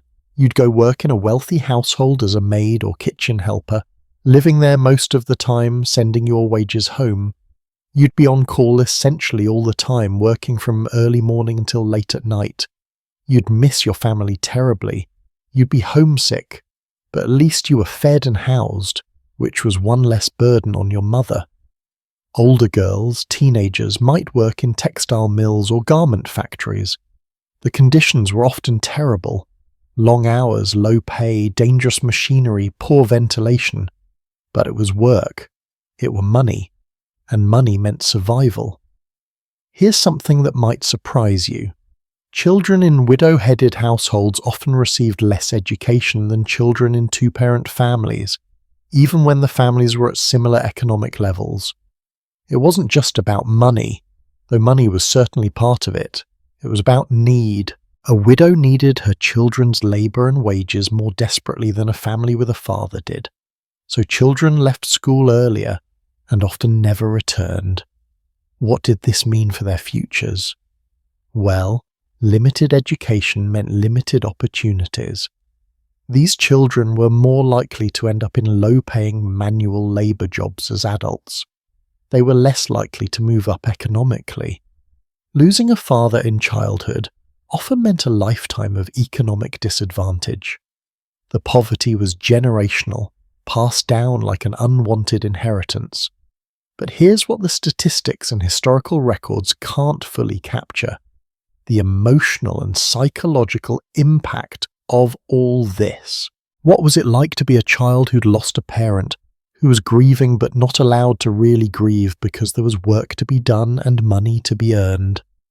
What was it like to watch your mother struggle and know you couldn't fully help, or to take on adult responsibilities before you were emotionally ready? Some of these children became remarkably resilient. They developed strength and maturity beyond their years. They learned skills and work ethic that served them well later in life. They felt a deep bond with their siblings and mother, forged in shared hardship. There's a reason why people from that era are often described as tough, stoic, capable of enduring hardships that would break modern people. Many of them learned that resilience young, in widow-headed households where survival required everyone to be strong. But some children broke under the strain. Some developed lasting trauma from their childhood losses and responsibilities. Some grew up too fast and never really had a childhood at all, and that absence left a hole in their psyche that never quite filled in. And some children were separated from their widowed mothers entirely. Which brings us to one of the darker aspects of this story. In extreme poverty, when a widow simply could not support all her children, some went into orphanages. Now, the term orphanage is misleading because many children in these institutions weren't actually orphans in the sense of having lost both parents. They were half-orphans, children with one living parent, usually a mother, who couldn't provide for them. These institutions were supposed to care for children, to feed and clothe and educate them until they were old enough to work and support themselves. Some orphanages did a decent job of this. They were clean, safe, provided basic education and job training, but others were overcrowded, underfunded nightmares where children were neglected, abused, or exploited for their labour. A widow who placed her children in an orphanage often did so with a broken heart, knowing it might be years before she saw them again, if she ever did. She'd tell herself it was temporary, just until she got back on her feet, but sometimes temporary became permanent. Sometimes she never made enough money to reclaim her children. Sometimes the institution wouldn't give them back, claiming she was unfit or that the children were better off where they were. And then there were the baby farms, which we touched on briefly before but need to address more fully because they were so horrific.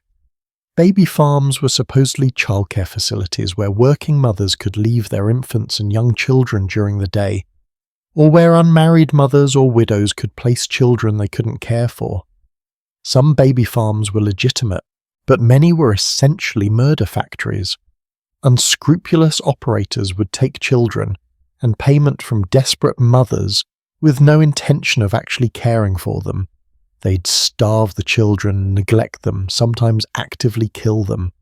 Thousands of babies died in baby farms in the late 19th and early 20th centuries. It was a scandal that eventually led to regulations and oversight, but for decades desperate widows had no way of knowing whether the place they left their child was safe or deadly. Can you imagine that terror? You're a widow. You need to work to feed your older children, but you have a baby who needs constant care. Someone tells you about a place that will look after your baby for a small fee. You take your child there, hoping, praying it's safe, and then you live with the constant fear that you've made a terrible mistake, that your baby is suffering, that you'll come back one day to find your child dead. This is the reality that many widows faced. These were the impossible choices they've had to make. Now, not every child's story in a widow-headed household was one of unrelenting hardship and tragedy. Some widows, through skill or luck or support from extended family, managed to keep their children in school and provide relatively stable childhoods. Some children thrived despite the challenges, or maybe even because of them. They learned independence and responsibility. They gained skills earlier than they might have otherwise. They became close to their siblings in ways that children in easier circumstances often don't. I came across a beautiful account from a woman who'd grown up in a widow-headed household in the early 1900s. Her father had died when she was 7, leaving her mother with 4 children. They were poor, certainly. They all had to work and contribute. But her memoir describes a household full of love and laughter despite the hardships. She talks about how her mother taught them to take pride in their work, to be honest and kind, to help their neighbours even when they had little themselves. She talks about evenings spent together, her mother reading aloud or telling stories while they all did handwork by lamplight. She talks about the fierce bond between her and her siblings, how they protected and supported each other. She wrote, and I'm paraphrasing here because I don't have the exact quote in front of me, that losing her father was the worst thing that ever happened to her family. But it wasn't the only thing that happened. There was also love. There was also joy. There was also the satisfaction of contributing to the family's survival and knowing you'd done your part. That perspective matters, because yes, these children faced hardships that no child should face. Yes, they lost their innocence and their childhoods too early. Yes, many of them bore scars from those experiences for the rest of their lives. But they also learned resilience. They learned capability. They learned that they could survive things they never imagined having to survive. And here's something else that matters. Children in widow-headed households often developed a deep appreciation for their mothers. They saw firsthand how hard their mothers worked, how much their mothers sacrificed, how strong their mothers had to be. That created bonds that lasted lifetimes. Many of these children grew up to be fiercely protective of and devoted to their widowed mothers, repaying in their adult years the care and determination that kept them alive in childhood. So when we think about children without fathers in the early 1900s, we need to hold multiple truths at once. It was hard, it was often traumatic, it shaped them in profound ways, but it didn't break all of them. Some of them became stronger, some of them became kinder. Some of them learned lessons about perseverance and love that they carried forward into their own families. The question is, what creates that difference? Why did some children emerge from these experiences resilient and strong, while others were broken by them?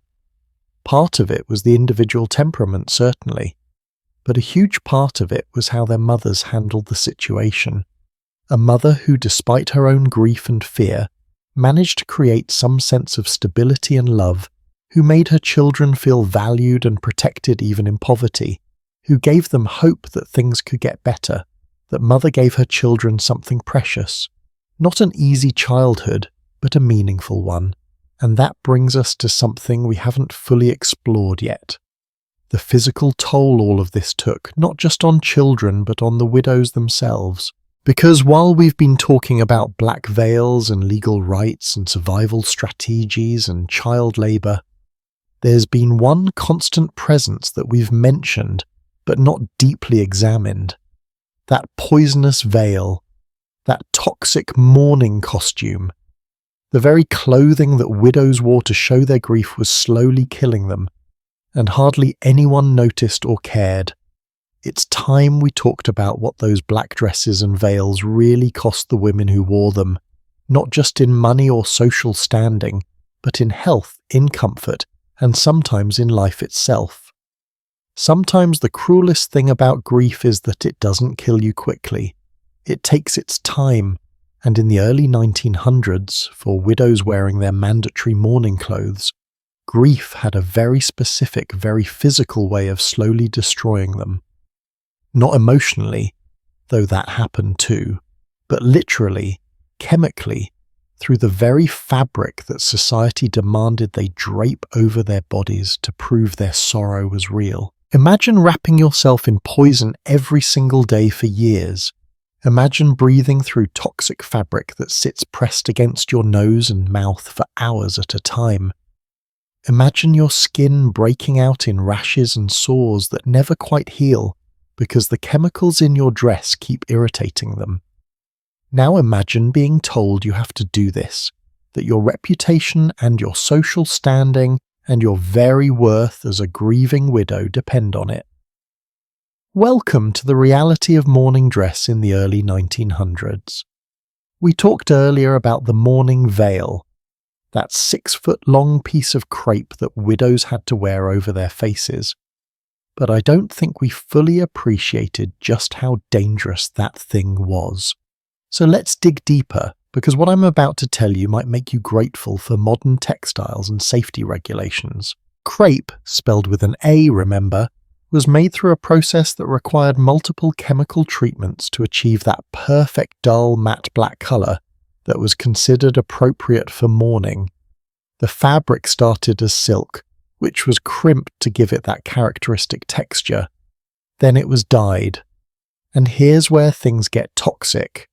The black dyes used in the 1800s and early 1900s were chemical cocktails that would horrify any modern safety inspector. They often contained arsenic. They contained lead. They contained mercury compounds. They contained aniline dyes that were known to be carcinogenic even at the time. Though that word didn't quite mean what it means now, the manufacturers knew these dyes were dangerous. They just didn't care, or didn't care enough, because fashion demanded matte black fabric, and this was how you made it. When a widow wore her crepe veil, she wasn't just wearing fabric. She was essentially wearing a chemical-soaked shroud pressed against her face. And what happens when you breathe through poisoned fabric for hours every day? Well, doctors at the time could tell you exactly what happens because they were seeing it in their patients. The New York Medical Journal published articles about something they called crepe respiratory, a condition caused by irritation to the respiratory tract from minute particles of poisonous crepe. Widows would come in coughing, wheezing, complaining that they couldn't catch their breath. Their throats would be raw and painful. Some developed chronic bronchitis that never quite went away. Some developed more serious lung conditions that eventually killed them. A syndicated medical column from the Northwestern Lancet was even more blunt. It called the mourning veil a veritable instrument of torture. The writer, a doctor, described how in hot weather the veil would become almost unbearable. It would stain the widow's face black from the dyes leaching out with sweat. It would fill her lungs with toxic particles as she breathed. Women would develop sores where the veil rubbed against their skin, sores that wouldn't heal because the fabric kept poisoning them. And the eyes. Oh, the damage to widows' eyes was particularly cruel. The veil made it hard to see clearly. Imagine trying to navigate through life looking through 2 layers of dark, crimped fabric. But it was worse than just impaired vision. The chemicals in the crepe would irritate the eyes directly. Widows developed conjunctivitis, chronic eye infections, even cases of temporary or permanent vision loss. One doctor wrote that for women whose eyes were already enfeebled by weeping, because of course they'd been crying, they'd just lost their husbands, the veil was almost certain to be dangerous. Let me read you an actual quote from a woman's magazine of the era, because sometimes the primary sources are more powerful than any summary I could give. This is from an etiquette book by a writer named Sherwood, talking about the health effects of the mourning veil. The black veil is most unhealthy. It harms the eyes and it injures the skin. As it rubs against the nose and forehead, it is almost certain to cause abrasions and often makes an annoying sore. To the eyes enfeebled by weeping, it is sure to be dangerous, and most oculists now forbid it. Eye doctors were actively telling widows not to wear the thing, and yet society still demanded they wear it, because apparently a widow's vision was less important than maintaining proper appearances. But the veil wasn't the only dangerous part of the mourning costume. The entire outfit was problematic. The dresses were made of heavy, concealing black fabrics. Bombazine, parramatta, wool, all dyed with the same toxic chemicals. These dresses had high necks and long sleeves covering as much skin as possible. In summer, they were sweltering. Widows would overheat, faint from heat exhaustion, develop heat rashes that toxic dyes would then irritate further. The mourning ensemble was heavy too. Layer upon layer of fabric, all dyed black, all draped over a widow's body. The weight of it was exhausting to carry around all day. Widows would complain of back pain, shoulder pain, headaches from the physical burden of the clothes themselves. And here's something particularly insidious. Mourning clothes were expensive, which meant widows often couldn't afford to replace them frequently. They'd wear the same black dress day after day, week after week, month after month. The fabric would become saturated with sweat and body oils, which would interact with the chemicals in the dyes, creating even more toxic compounds. The dress would start to smell strange, a chemical odour that no amount of airing out could quite eliminate. And the widow would keep wearing it because she had no choice. She couldn't afford another one, and she certainly couldn't afford to be seen in anything but proper mourning attire. There's a dark irony here that I can't ignore. Society claimed that these elaborate mourning rituals were about honouring the dead, about showing respect and love for the departed husband. But in practice, they were slowly poisoning the living wife. The very act of demonstrating grief appropriately was making widows sick, shortening their lives, causing them physical suffering on top of their emotional pain. And you know what makes this even worse? Men didn't have to deal with any of this. A widower might wear a black armband or a black ribbon on his lapel. That was it. No toxic veils pressed against his face. No heavy poisonous dresses weighing down his body. Just a simple piece of fabric pinned to his regular clothes, which he could remove whenever he wanted with no social consequences. The double standard was literally killing women. Now, I want to share a story that really captures just how absurd this all was. There's an account from the 1880s of a widow who was wearing her regulation mourning veil while trying to care for her sick child. The child had a fever and needed constant attention, cool compresses, water, medication monitoring. But the widow couldn't see properly through her veil. She kept stumbling, misjudging distances, struggling to prepare medicine accurately. Finally, in frustration and fear for her child's life, she threw the veil back from her face so she could see what she was doing. A neighbour saw her through the window and spread gossip through the community. That widow, caring for her sick child, was criticised for not maintaining proper mourning decorum. People actually said she must not have loved her husband very much if she was willing to abandon her mourning veil so quickly. The social pressure was so intense that she went back to wearing the veil even while tending to her feverish child, even though it made her task harder and more dangerous. Think about that for a moment. A woman had to choose between seeing clearly to care for her sick child and maintaining social appearances to prove she'd loved her dead husband. and society told her the appearances mattered more. But here's the thing. Women weren't completely powerless in this situation. Some of them pushed back. Some of them quietly rebelled in small ways. They'd wear the veil when they absolutely had to be in public, then throw it back or remove it entirely when they were home or around close friends and family. They'd buy cheaper mourning fabrics that weren't quite as heavily treated with chemicals, even though snobs would notice and judge the less than perfect matte finish.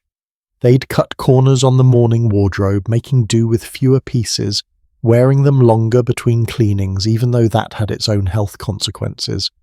And increasingly as the early 1900s progressed, women and some progressive doctors and social reformers started speaking out about the dangers of mourning dress. They wrote articles, they gave lectures, they pointed out that making widows wear poisonous costumes for years on end was barbaric and unnecessary. One particularly pointed article from the early 1900s noted that the number of people who found the wearing of crepe or of any outward badge of unhappiness repugnant to their feelings was increasing yearly. The writer argued that prolonged wearing of black had a pronounced and depressing effect on the wearer. It kept them trapped in their grief, unable to move forward, constantly reminded of their loss by the very clothes on their body. And it called attention to their grief in a way that many widows found intrusive and unwanted. Some people actually wanted to grieve privately, but the black costume made private grief impossible. Everyone who saw you knew immediately that you were bereaved. The dress reform movement, which was fighting for more rational, comfortable, healthy clothing for women generally, took up the cause of mourning dress specifically. Reformers argued that fashion should never take precedence over health. They pointed out that the elaborate mourning rituals were a relatively recent invention, not some ancient tradition that had to be maintained. They noted that in previous centuries people had mourned without poisoning themselves with toxic fabrics. Slowly, very slowly, things started to change. By the early 1900s, some of the strictest mourning rules were beginning to relax. The required period of deep mourning was shortened in some social circles. The full-face veil became optional rather than mandatory for some widows. Lighter weight fabrics and less toxic dyes became available, at least for those who could afford them. World War I, which we'll talk more about later, was a major turning point. When you suddenly have hundreds of thousands of young widows, all of whom are needed in the workforce to support the war effort and their families, you can't insist they all stay home in seclusion for a year, wearing veils that make them half blind and constantly sick. Practicality had to win out over tradition. Mourning dress became simpler, less restrictive, less toxic out of sheer necessity. But even into the 1920s and 30s, even after the worst of the mourning dress requirements had been abandoned by most people, you'd still see elderly widows wearing full Victorian mourning. Women who'd been widowed young and had worn black ever since for decades. Women whose health had been permanently damaged by years of wearing poisonous fabrics. Women whose lungs were scarred, whose eyes were weak, whose skin was marked by chemical burns that had never fully healed. These women were living testaments to the physical cost of grief, or more accurately, to the physical cost of performing grief in the way society demanded. Because let's be clear, the mourning dress wasn't really about the widow's grief. It was about society's need to see that grief displayed, to have visual proof that women were properly devastated by their husbands' deaths, to maintain social order through visible ritual. If mourning dress had truly been about helping widows process their grief, it would have been designed for their comfort and well-being. It would have been soft and breathable and safe. It would have made their difficult lives a little easier, not harder. But it wasn't designed for widows. It was designed for everyone else, for the living people who needed to see mourning performed correctly, so they could feel assured that the social rules were being followed, that death was being treated with proper gravity, that women were staying in their place, even in bereavement. And that's the real poison of mourning dress. Not just the chemicals in the fabric, though those were bad enough, but the message it sent, that a woman's health, comfort, and well-being mattered less than maintaining appearances, that she should suffer visibly to prove her love, that her body was less important than social convention. Every widow who put on that toxic veil was making a sacrifice. Sometimes she knew it was harming her and wore it anyway because the social consequences of not wearing it were too severe. Sometimes she didn't fully understand the health risks but felt sick and uncomfortable and kept wearing it because she thought she had no choice. Either way, she was being asked to slowly poison herself in the name of propriety. So yes, the black veil was a symbol of grief, but it was also a symbol of how little women's lives and health were valued. It was a symbol of a society that cared more about appearances than about people. And it was a symbol of women's resilience because despite the poison and the discomfort and the health consequences, they survived. They endured. They found ways to keep going. But there's another kind of poison we need to talk about. One that's less literal, but perhaps even more damaging. The social poison of isolation and judgment. Because while the fabric was poisoning widows' bodies, something else was poisoning their spirits. Society didn't just demand that widows wear certain clothes, it demanded that they behave in certain ways, that they isolate themselves, that they essentially disappear from public life for years at a time. And that isolation, that forced invisibility, that's what we need to explore next. Because being slowly poisoned by your dress is terrible, but being slowly poisoned by loneliness while everyone watches to make sure you're grieving correctly, that's a special kind of cruelty. There's a particular kind of loneliness that comes from being surrounded by people who are all carefully pretending you don't exist. Not because they hate you or fear you, but because acknowledging your presence would be socially awkward. That was the reality for widows in deep mourning during the early 1900s. Society had very clear rules. For 1 year and 1 day after your husband died, you essentially disappeared. You became a ghost in black clothing, present but not present, alive but not quite living. Let me paint you a picture of what this looked like in practice. It's a beautiful spring day in 1906. The sun is shining, flowers are blooming, people are strolling through the park, enjoying the weather. And there, sitting alone on a bench far from everyone else, is a widow in full mourning dress. Her black veil is down over her face, so she's not reading, she's not doing handwork. She's just sitting there, watching life happen around her, but not being part of it. Because she can't be. The rules say so. If you approached her, tried to strike up a friendly conversation, she'd probably give you a brief, polite response and then gently indicate that she shouldn't be socializing. Not because she doesn't want human connection, she desperately does, but because being seen chatting happily in public would be considered disrespectful to her late husband's memory. So she sits alone, and she'll sit alone in one way or another, for years. The social restrictions on widows during deep mourning were extensive and specific. Let me walk you through them so you can really understand what being ostracized felt like.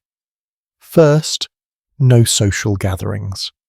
A widow in deep mourning could not attend parties, balls, concerts, theatre performances, or any form of entertainment. Even if she was invited, and she usually wasn't, accepting would be scandalous. The logic was that she should be too consumed by grief to enjoy herself.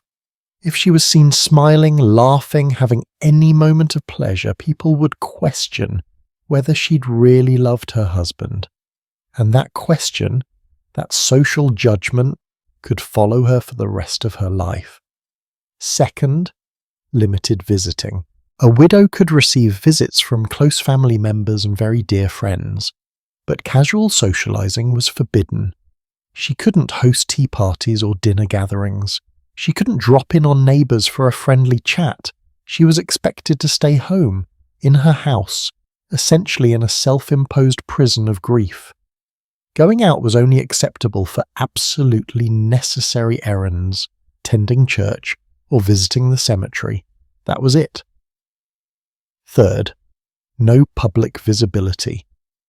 When a widow did venture out during deep mourning, she was supposed to be as invisible as possible. That heavy black veil wasn't just about showing grief, it was about hiding herself from the world. She was meant to move quietly through public spaces, not drawing attention, not engaging with anyone unnecessarily. She was a shadow, reminder of death, and polite society preferred not to acknowledge death too directly. Think about what this does to a person's mental health. You've just experienced one of the most traumatic events possible, losing your life partner. You're drowning in grief, struggling to figure out how to survive financially, worried about your children, scared about the future. And instead of being surrounded by community and support, you're isolated, cut off, alone with your thoughts and fears for hours, days, weeks, months. Modern psychology tells us that social isolation is one of the worst things for someone experiencing grief and trauma. Humans are social creatures. We heal through connection, through talking about our feelings, through being reminded that we're not alone. But Victorian and Edwardian mourning practices did the opposite. They enforced isolation at exactly the moment when connection was most needed. Some widows, the ones with strong family support systems, managed this isolation better. They had mothers or sisters or adult daughters who stayed with them, who provided company and emotional support even if the rest of society stayed away. These women still suffered from the isolation, but it was less complete, less devastating. But other widows, especially those whose families lived far away, or who'd had few close friends to begin with, faced true, profound loneliness. They might go days without meaningful human conversation. They'd sit in empty houses surrounded by memories of the life they'd had, with nothing but silence and their own dark thoughts for company. And here's where it gets psychologically complex. Widows were trapped between two conflicting messages. On one hand, society told them to grieve deeply, to be devastated, to show how much they missed their husbands. On the other hand, dwelling too much on grief, becoming too sad, was seen as weak or unhealthy. Widows were supposed to be sorrowful but not depressed, grieving but not broken, alone but not lonely. How do you thread that needle? How do you perform the right amount of grief? Enough to be respectable, but not so much that you're pitied or viewed as fragile. It was an impossible balance, and many widows struggled with it. The psychological toll manifested in various ways. Some widows developed what we'd now call clinical depression. They stopped eating properly. They stopped caring for themselves. They withdrew even from the limited social contact they were allowed. Family members would worry but often didn't know how to help because the rules said the widow needed to grieve this way, that isolation was proper and necessary. Some widows turned to alcohol to numb the pain and loneliness. This was rarely talked about. Addiction wasn't understood the way it is now, and a woman drinking was especially scandalous. But historical records hint at it. References to widows who'd taken to the bottle or who developed a fondness for medicinal spirits appear in letters and diaries of the period. These were women self-medicating against unbearable emotional pain and crushing isolation. In the most tragic cases, some widows committed suicide. They couldn't bear the grief and the loneliness and the fear of an uncertain future. They saw no way forward.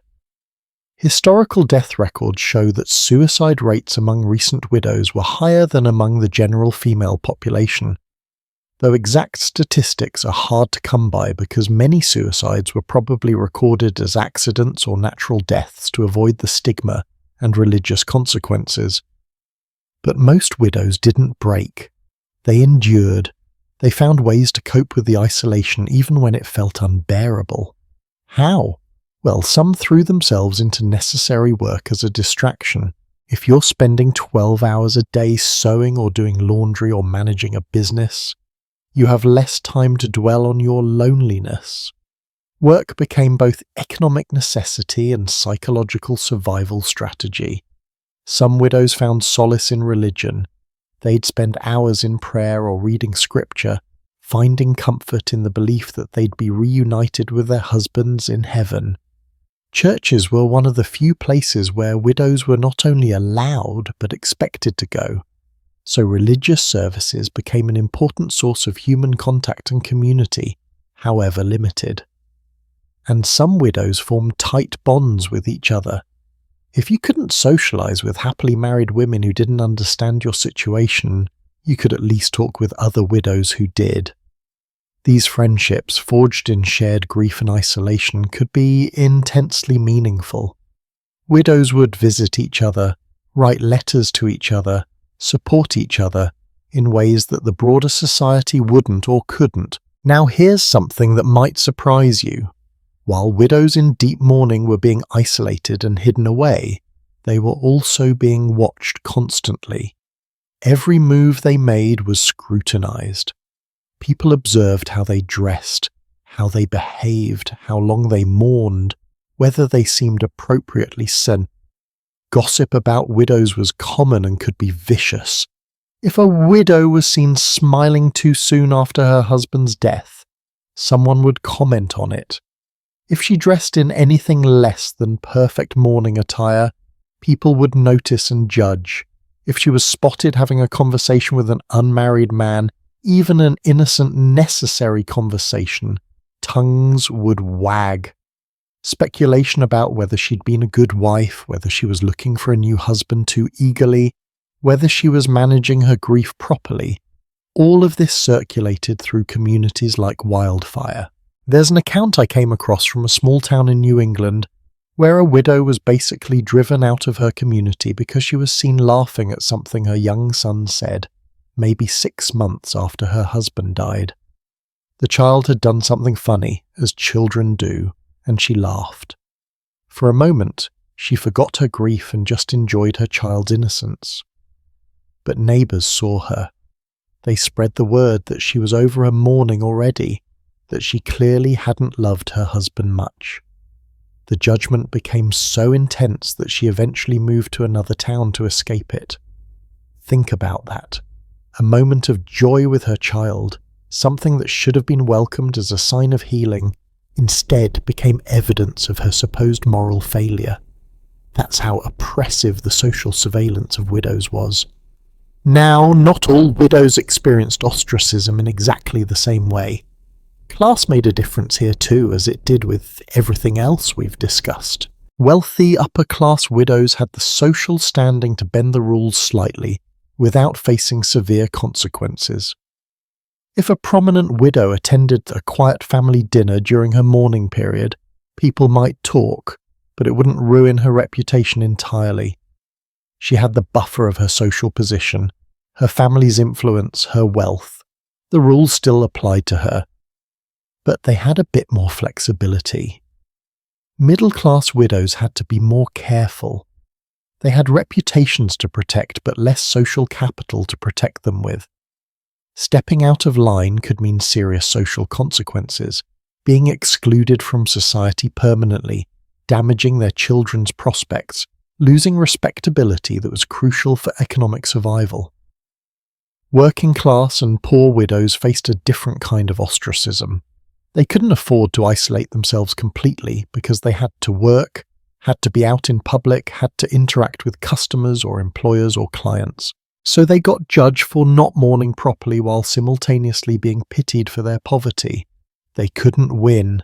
They were either not grieving enough or they were objects of pity, and neither position was comfortable. And then there were the stereotypes that made social isolation even more complicated. Society viewed widows through two conflicting lenses, and both were dehumanizing. On one hand, widows were seen as tragic figures, objects of pity, poor bereaved women who'd lost their protectors and providers. This view emphasized widows' helplessness and vulnerability. It encouraged people to feel sorry for widows, but also to see them as weak, as dependent, as not quite full adults capable of managing their own lives. On the other hand, widows were also viewed with suspicion as potential temptresses. This is going to sound strange until you think about the logic, such as it was. A widow had been married, she'd had sexual experience, but she was now alone and legally free. She could remarry if she chose. She wasn't under any man's control. To a patriarchal society that was deeply uncomfortable with the female sexuality and independence, this was threatening. So widows existed in this bizarre space where they were simultaneously pitied and feared, seen as vulnerable and dangerous, treated as objects of charity and as potential threats to other women's marriages. Young, attractive widows especially faced this double standard. They were supposed to be devastated by their loss, but everyone also kind of assumed they'd be looking for a new husband. This created a terrible catch-22. If they stayed isolated and sad, people worried they were becoming spinsters who'd never remarry. If they showed any signs of interest in socializing or moving on, people criticized them for not mourning properly. There's a term that captures this perception, the merry widow. It was used, usually derisively, to describe a widow who seemed to be enjoying her independence a bit too much, who was socializing or flirting or living her life without sufficient displays of grief. The term itself is revealing. A widow who was merry, who was happy, was somehow suspect, because wasn't widowhood supposed to be about suffering? Wasn't loss supposed to break you? But here's what's fascinating. Some widows did find freedom in their situation, even within all these restrictions. Yes, they were socially isolated. Yes, they faced judgment and scrutiny, but they were also, for the first time in their adult lives, outside the daily structure of marriage. They had legal rights they had never had before. They could make their own decisions. They discovered that they were capable of things they'd never imagined doing. So while year one was about isolation and grief and struggling to survive, year two and beyond could sometimes be about discovering a new identity. Once you emerged from deep mourning into second mourning and then half mourning, you could start re-entering society. You could start accepting social invitations again. You could start rebuilding a social life, and many widows found that they enjoyed this process more than they'd expected. They'd learned to rely on themselves. They'd proven they could survive alone. They'd made their own decisions without having to defer to a husband's wishes or preferences, and some of them realized, I actually like this independence. I'm good at managing my own affairs. I enjoy not having to ask permission or explain my choices. Maybe I don't want to give this up. This realization was quietly revolutionary, because it meant that widowhood, despite all its hardships and sorrows, could also be a pathway to self-discovery and empowerment. Not for all widows, many remain trapped in poverty and struggle, but for some, especially those with enough resources to survive independently, widowhood offered opportunities that marriage never had. And these women, the ones who emerge from isolation with new strength and new sense of self, they're the ones we need to talk about next. Because while we've spent a lot of time discussing how widowhood destroyed women, how it trapped them, how it hurt them, we haven't yet fully explored how it liberated some of them, how it gave them power they'd never imagined having, how it enabled them to change not just their own lives, but society itself.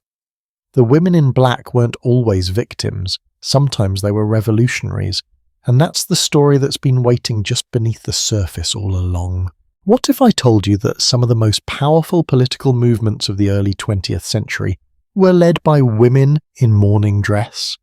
That the fight for women's right to vote, the campaigns for social reform, the push for legal equality, all of these were disproportionately driven by widows? Sounds unlikely, doesn't it? Widows were supposed to be tragic, isolated, powerless. But here's the secret that history doesn't always tell. Sometimes losing everything is exactly what gives you the courage to fight for change. Let me start with a statistic that might shock you. When researchers began studying the British women's suffrage movement in depth, they noticed something remarkable.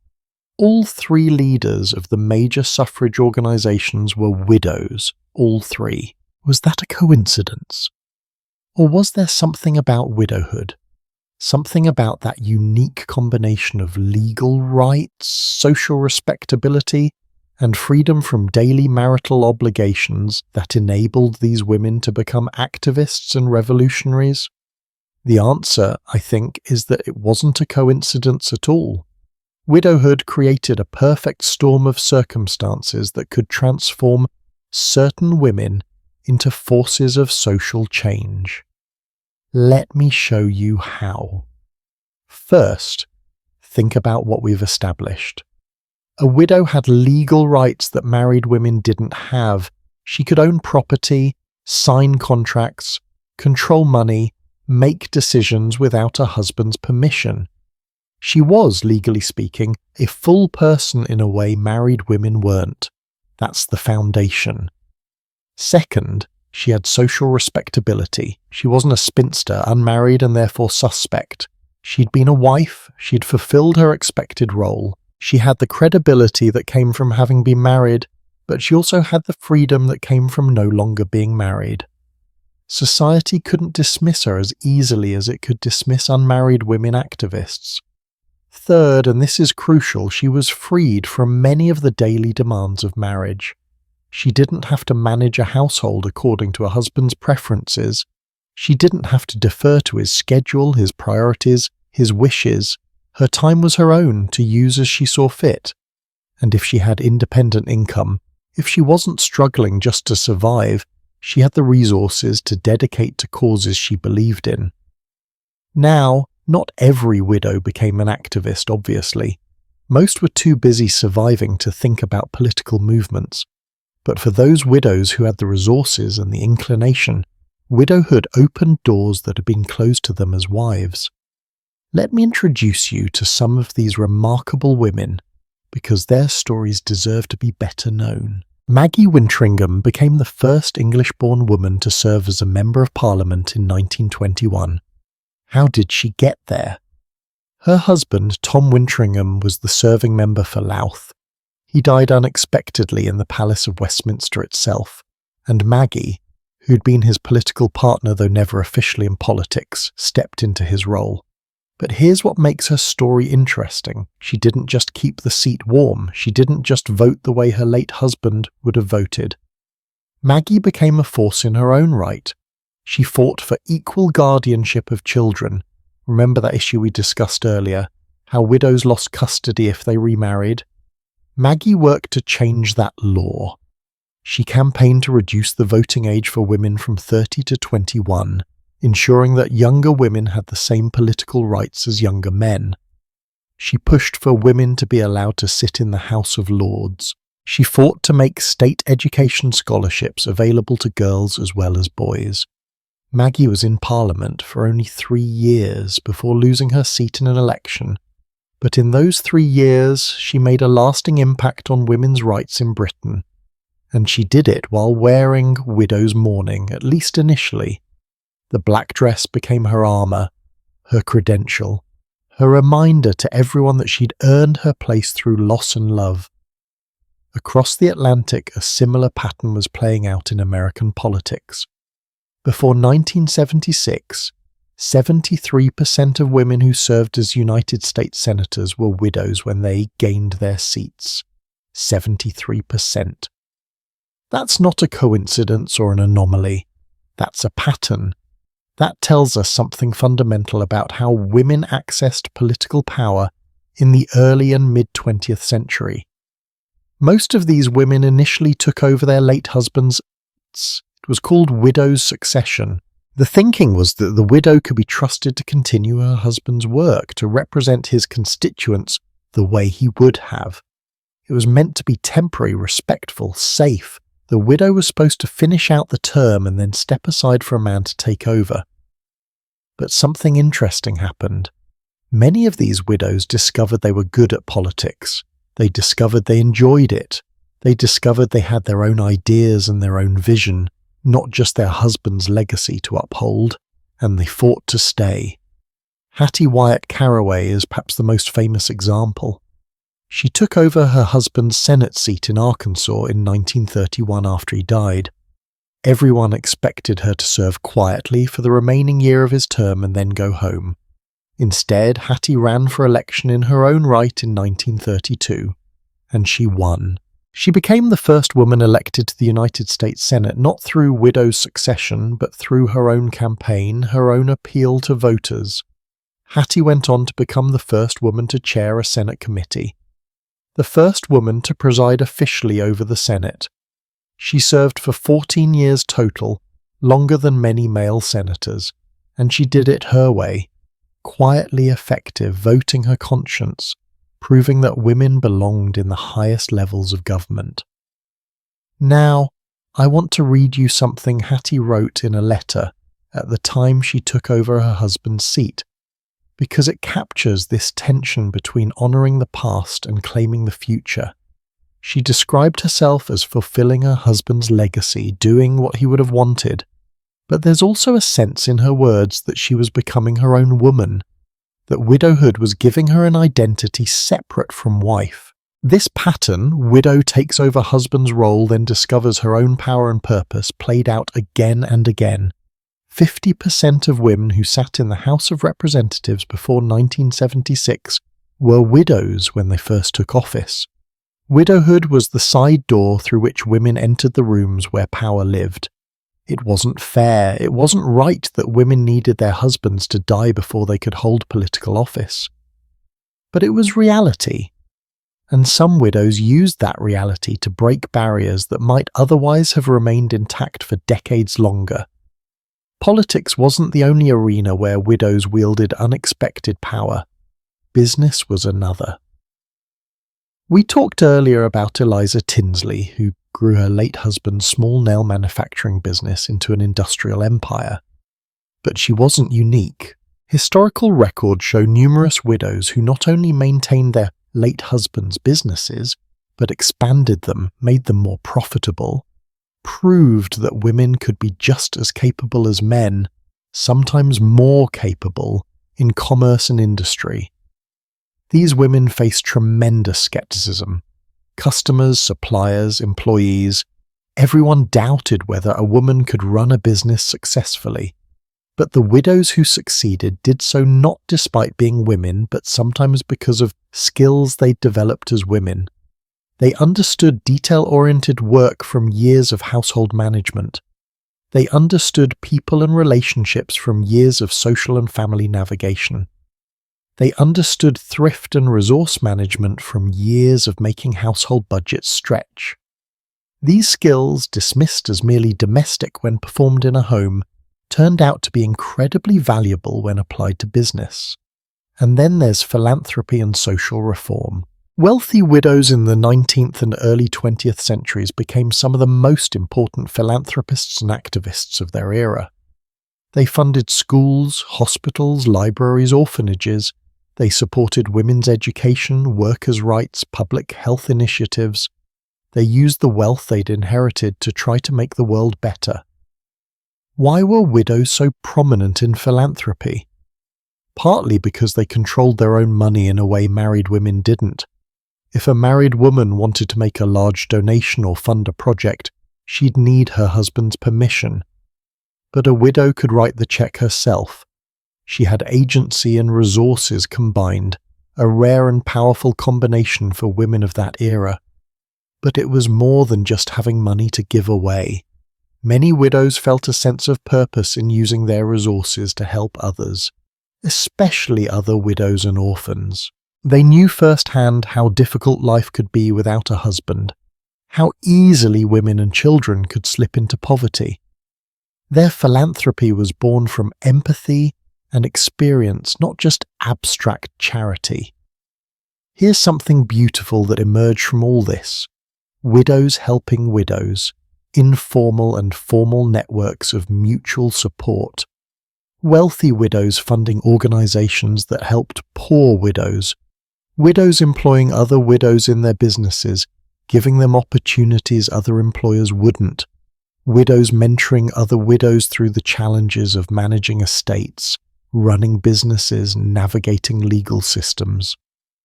These networks were crucial because widows understood each other in ways that happily married women or men simply couldn't. They'd lived through the same losses, faced the same challenges, navigated the same hostile social landscape. They could offer not just material help, but emotional support, practical advice, solidarity. There's an organization that was founded in the early 1900s specifically to help war widows. It was started by widows, staffed by widows, focused on widows' needs. They provided financial assistance, job training, legal advice, childcare support. They lobbied the government for better widow pensions and more comprehensive support systems.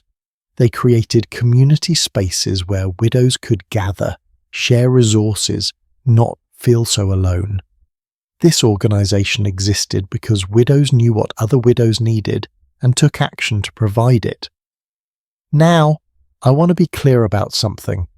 Not every widow had the resources or inclination to become a political leader, business owner, or philanthropist.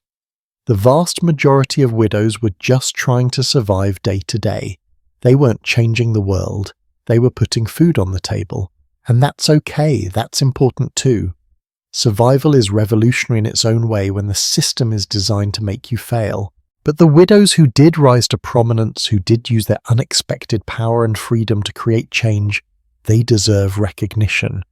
Because they proved something important, that women didn't need husbands to be competent, intelligent, capable leaders. That women could manage businesses and political offices and charitable organizations just as effectively as men. That the restrictions placed on married women weren't about protecting women or preserving families. They were about maintaining male power and control.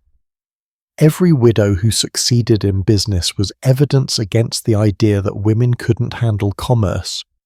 Every widow who won political office was proof that women deserved the vote and representation. Every widow who managed an estate successfully undermined the legal fiction that women needed male guardians to make decisions. Widows, simply by existing and functioning independently, challenge the fundamental assumptions of patriarchal society. And perhaps most revolutionary of all, some widows chose not to remarry even when they could have, even when society pressured them to, because they preferred their independence to the security of marriage. They'd tasted freedom, and they weren't willing to give it up. That choice, the choice to remain unmarried and autonomous, was quietly radical. It said, I am enough by myself. I don't need a man to complete me or protect me or give my life meaning. I can do this alone, and I prefer it that way. Think about how threatening that must have been to a society built on the idea that women needed men, that marriage was every woman's proper destiny, that a woman alone was inherently incomplete or pitiable. Widows who thrived in their independence, who built successful lives without remarrying, who seemed happy and fulfilled, they were living proof that the whole system was built on lies. Of course, society pushed back. That's where the term merry widow came from, a derisive label for widows who seemed too happy, too independent, too comfortable with their freedom. The term was meant to shame them, to imply that their happiness was inappropriate or suspicious. But some widows owned it. They embraced their independence. They refused to perform eternal grief to make society comfortable. Here's a question I want you to ponder as you drift towards sleep. What would the early 20th century have looked like if widows hadn't existed? Or more specifically, if widowhood hadn't created this loophole in the system that gave some women unexpected power and freedom? Would women's suffrage have come later? Would business and politics have remained closed to women even longer? Would social reforms have happened more slowly? I think the answer is yes. Widows accelerated change because they had unique access to power and resources. They were the cracks in the patriarchal wall through which light began to shine. They proved what women could do when given the chance. And they did it while wearing black, while mourning, while being dismissed and underestimated by everyone around them. The black veil, meant to hide and diminish widows, sometimes became a cloak of invisibility that allowed them to move through spaces and wield power in ways that would have been denied to them otherwise. The mourning dress, meant to mark them as tragic and pitiable, sometimes became armor that protected them from certain kinds of criticism and judgment. The social isolation, meant to keep them controlled and contained, sometimes gave them the space and time to think, to plan, to organize, to act. Widowhood was terrible. Let's not romanticize that. Women shouldn't have had to lose their husbands to gain independence and legal rights. But given that they did lose their husbands, given that widowhood was such a common experience, it's remarkable how many widows found ways to transform their tragedy into power, their loss into purpose, their grief into action that changed the world. These women, Maggie and Hattie and Eliza and thousands of others whose names we don't know, they're the reason we need to remember this history. Not just to honour the widows who suffered, though that's important, but also to celebrate the widows who fought back, who refused to be crushed by the circumstances, who used whatever power they had to make things better, not just for themselves, but for women who had come after them. But we're not done with our story yet. Because while some widows were quietly revolutionizing politics and business and social reform, the world was about to be hit by an event that would create more widows in 4 years than had existed in the previous 40. World War I was coming, and when it arrived, it would fundamentally change what widowhood meant, how it was experienced, and how society dealt with it. The war would make mourning dress impractical, make extended isolation impossible, and create a generation of young widows unlike anything history had seen before. Sometimes history moves slowly, changing by degrees over generations, and sometimes it breaks open all at once, shattering the world in ways nobody could have predicted. World War I was the latter. In August 1914, Europe went to war. By November 1918, when the guns finally fell silent, the world had changed forever. And among those changes was this: widowhood stopped being something that happened gradually, across a woman's lifetime, and became something that happened to hundreds of thousands of women all at once, overnight, in telegrams that arrived with devastating regularity. Imagine being a young woman in 1914. You're 23 years old. You married your sweetheart just last year. You're pregnant with your first child, or maybe you have a baby who's just learning to walk. Your husband kisses you goodbye, promises to write, tells you he'll be home by Christmas. Everyone says it'll be a short war, a few months at most. He puts on his uniform and marches away with all the other young men from your village or town or city. And then he's gone, into the trenches, into hell, and you wait. You wait for letters that come irregularly, often delayed by weeks. You wait for news from the front that's heavily censored, that tells you almost nothing about what your husband is really experiencing. You wait in a state of constant low-level terror, knowing that any day a telegram could arrive, changing everything. And then one day it does. A knock at the door, an official envelope, a few brief formal sentences. We regret to inform you that your husband was killed in action. And just like that, at 23, 25, 28 years old, you're a widow with a baby, with no income, but with a future that's suddenly terrifyingly uncertain. This wasn't rare. This was epidemic. World War I increased the proportion of widows in Europe by 5 to 7%. That might not sound like much until you translate it into actual people. We're talking about hundreds of thousands of women, maybe millions across all the combatant nations, who became widows because of the war. Young widows, war widows, women who should have had decades of married life ahead of them, but instead had mourning and struggle and survival. The scale of this changed everything about how society dealt with widowhood. You couldn't hide hundreds of thousands of young widows away in their homes for a year and expect the economy and society to function.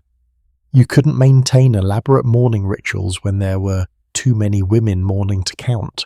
You couldn't enforce strict social isolation when the women you were trying to isolate were desperately needed in factories and offices and fields to keep the country running while the men were at war or dead. So the rules began to break down, not immediately and not completely, but gradually, out of sheer necessity. Let me tell you about what mourning looked like during and after World War I, because it was fundamentally different from what we've been describing. First, the mourning dress became simpler and more practical. The full Victorian mourning costume, the heavy crepe veils, the elaborate black dresses, the expensive widow's weeds, became impractical when you needed to work in a munitions factory, or drive an ambulance or run a farm. Women still wore black, but it was modified black.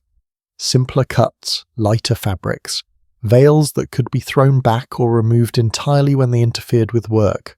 Hemlines rose above the ankle, scandalous by Victorian standards, but necessary when you're operating machinery or working in fields. The veil evolved from that suffocating, face-covering, crepe monstrosity to something lighter, often just a piece of black fabric pinned to a hat, framing the face rather than obscuring it. Some women wore simple black armbands instead of full mourning dress, borrowing from the male tradition because it was more practical. This wasn't about disrespecting the dead, this was about survival. War widows needed to work, and they couldn't work effectively while blind and breathless under yards of poisonous crepe. Second, the period of mourning was shortened. The traditional 2.5 years of mourning became impossible to maintain when so many women were widowed so young. A 25-year-old widow couldn't put her life on hold for 2.5 years, especially if she had children to support. So society quietly adjusted its expectation. A year of mourning became more common, sometimes less. Some women mourned for just a few months before returning to something approximating normal life. Third, and perhaps most significantly, the social isolation rules collapsed. War widows couldn't stay home in seclusion. They had to work. They had to be out in public. They had to interact with people, including men, including unmarried men. And gradually society accepted this because what choice did they have? Economic necessity trumped social propriety. But here's what's heartbreaking. While the practical constraints of mourning were relaxed, the emotional and financial burdens didn't decrease. If anything, they intensified. War widows faced unique challenges that earlier widows hadn't. Many of them had been married for just a short time before their husbands left for war. They barely had time to build a life together. Some were still newlyweds. Some had husbands they'd only known for a few months before marriage and deployment. Their grief was complicated by the fact that they were mourning not just the person they'd lost, but the future they'd never had, the marriage they'd barely begun, the life they'd been promised but never received. And the financial situation was desperate for many. Governments tried to help with widow pensions, but the systems were overwhelmed and inadequate. In Britain, the war pension for a widow varied depending on her age and how many children she had. A widow in her late 30s with 8 children might receive 30 shillings and 6 pence per week. The maximum any widow could get was 37 shillings and 6 pence. Remember, the average wage for a working man at the time was over 100 shillings per week. So war widows were expected to support entire families on a third or less of what a working man earned. And there were delays. Massive bureaucratic, soul-crushing delays. The pension system couldn't keep up with the flood of claims. Widows would wait weeks or months for their first payment while they went into debt trying to feed their children. Some had to apply for poor relief from local parishes while they waited for their government pensions to come through. Parish records from Scotland show a considerable rise in widows applying for relief during and after the war, which tells you just how desperate the situation was. Here's a specific example that illustrates the human cost. A widow, let's call her Mary, lived in a small town in Scotland. Her husband was killed at the Somme in 1916. She had 3 children under the age of 6. She applied for her war pension immediately, providing all the necessary documentation. Then she waited and waited. Weeks became months. She borrowed money from neighbours to buy food. She sold her furniture to pay rent. She took in laundry despite having 3 small children to watch, working late into the night by candlelight to earn a few shillings. Finally, after 4 months, her pension was approved. 4 months. During that time, she'd accumulated debts she'd spent years repaying. Her health had deteriorated from stress and overwork. Her children had gone hungry more times than she could count. And this wasn't unusual. This was the experience of thousands of war widows. Now, some war widows chose to remarry relatively quickly. They needed the economic security and the help with their children that a new husband could provide. But remarriage for war widows was complicated in ways it hadn't been before. There was pressure from multiple directions. On one hand, people said you should remarry for practical reasons. You can't raise children alone, you need a man's support, it's better for the children to have a father figure. On the other hand, there was judgment if you remarried too quickly. How can you move on so fast? Didn't you love your husband? What kind of woman replaces a war hero so easily? War widows couldn't win. Remarry quickly and you're disrespecting your husband's sacrifice. Stay single and struggle and you're being stubborn and impractical and not doing what's best for your children. The judgment came from all sides. And here's something that doesn't get talked about enough. Some war widows remarried other veterans, men who'd survived the war but came home changed by it, men with missing limbs or blindness, or what we now call PTSD, but they called shell shock. These marriages were sometimes born from mutual trauma and need. A widow who needed support and a damaged veteran who needed care. Some of these marriages worked, creating partnerships based on understanding and survival. Others were difficult, marked by the veteran's trauma and the widow's grief. But many war widows chose not to remarry at all despite the financial pressure. Some because they couldn't bear the thought of replacing the husbands they'd lost.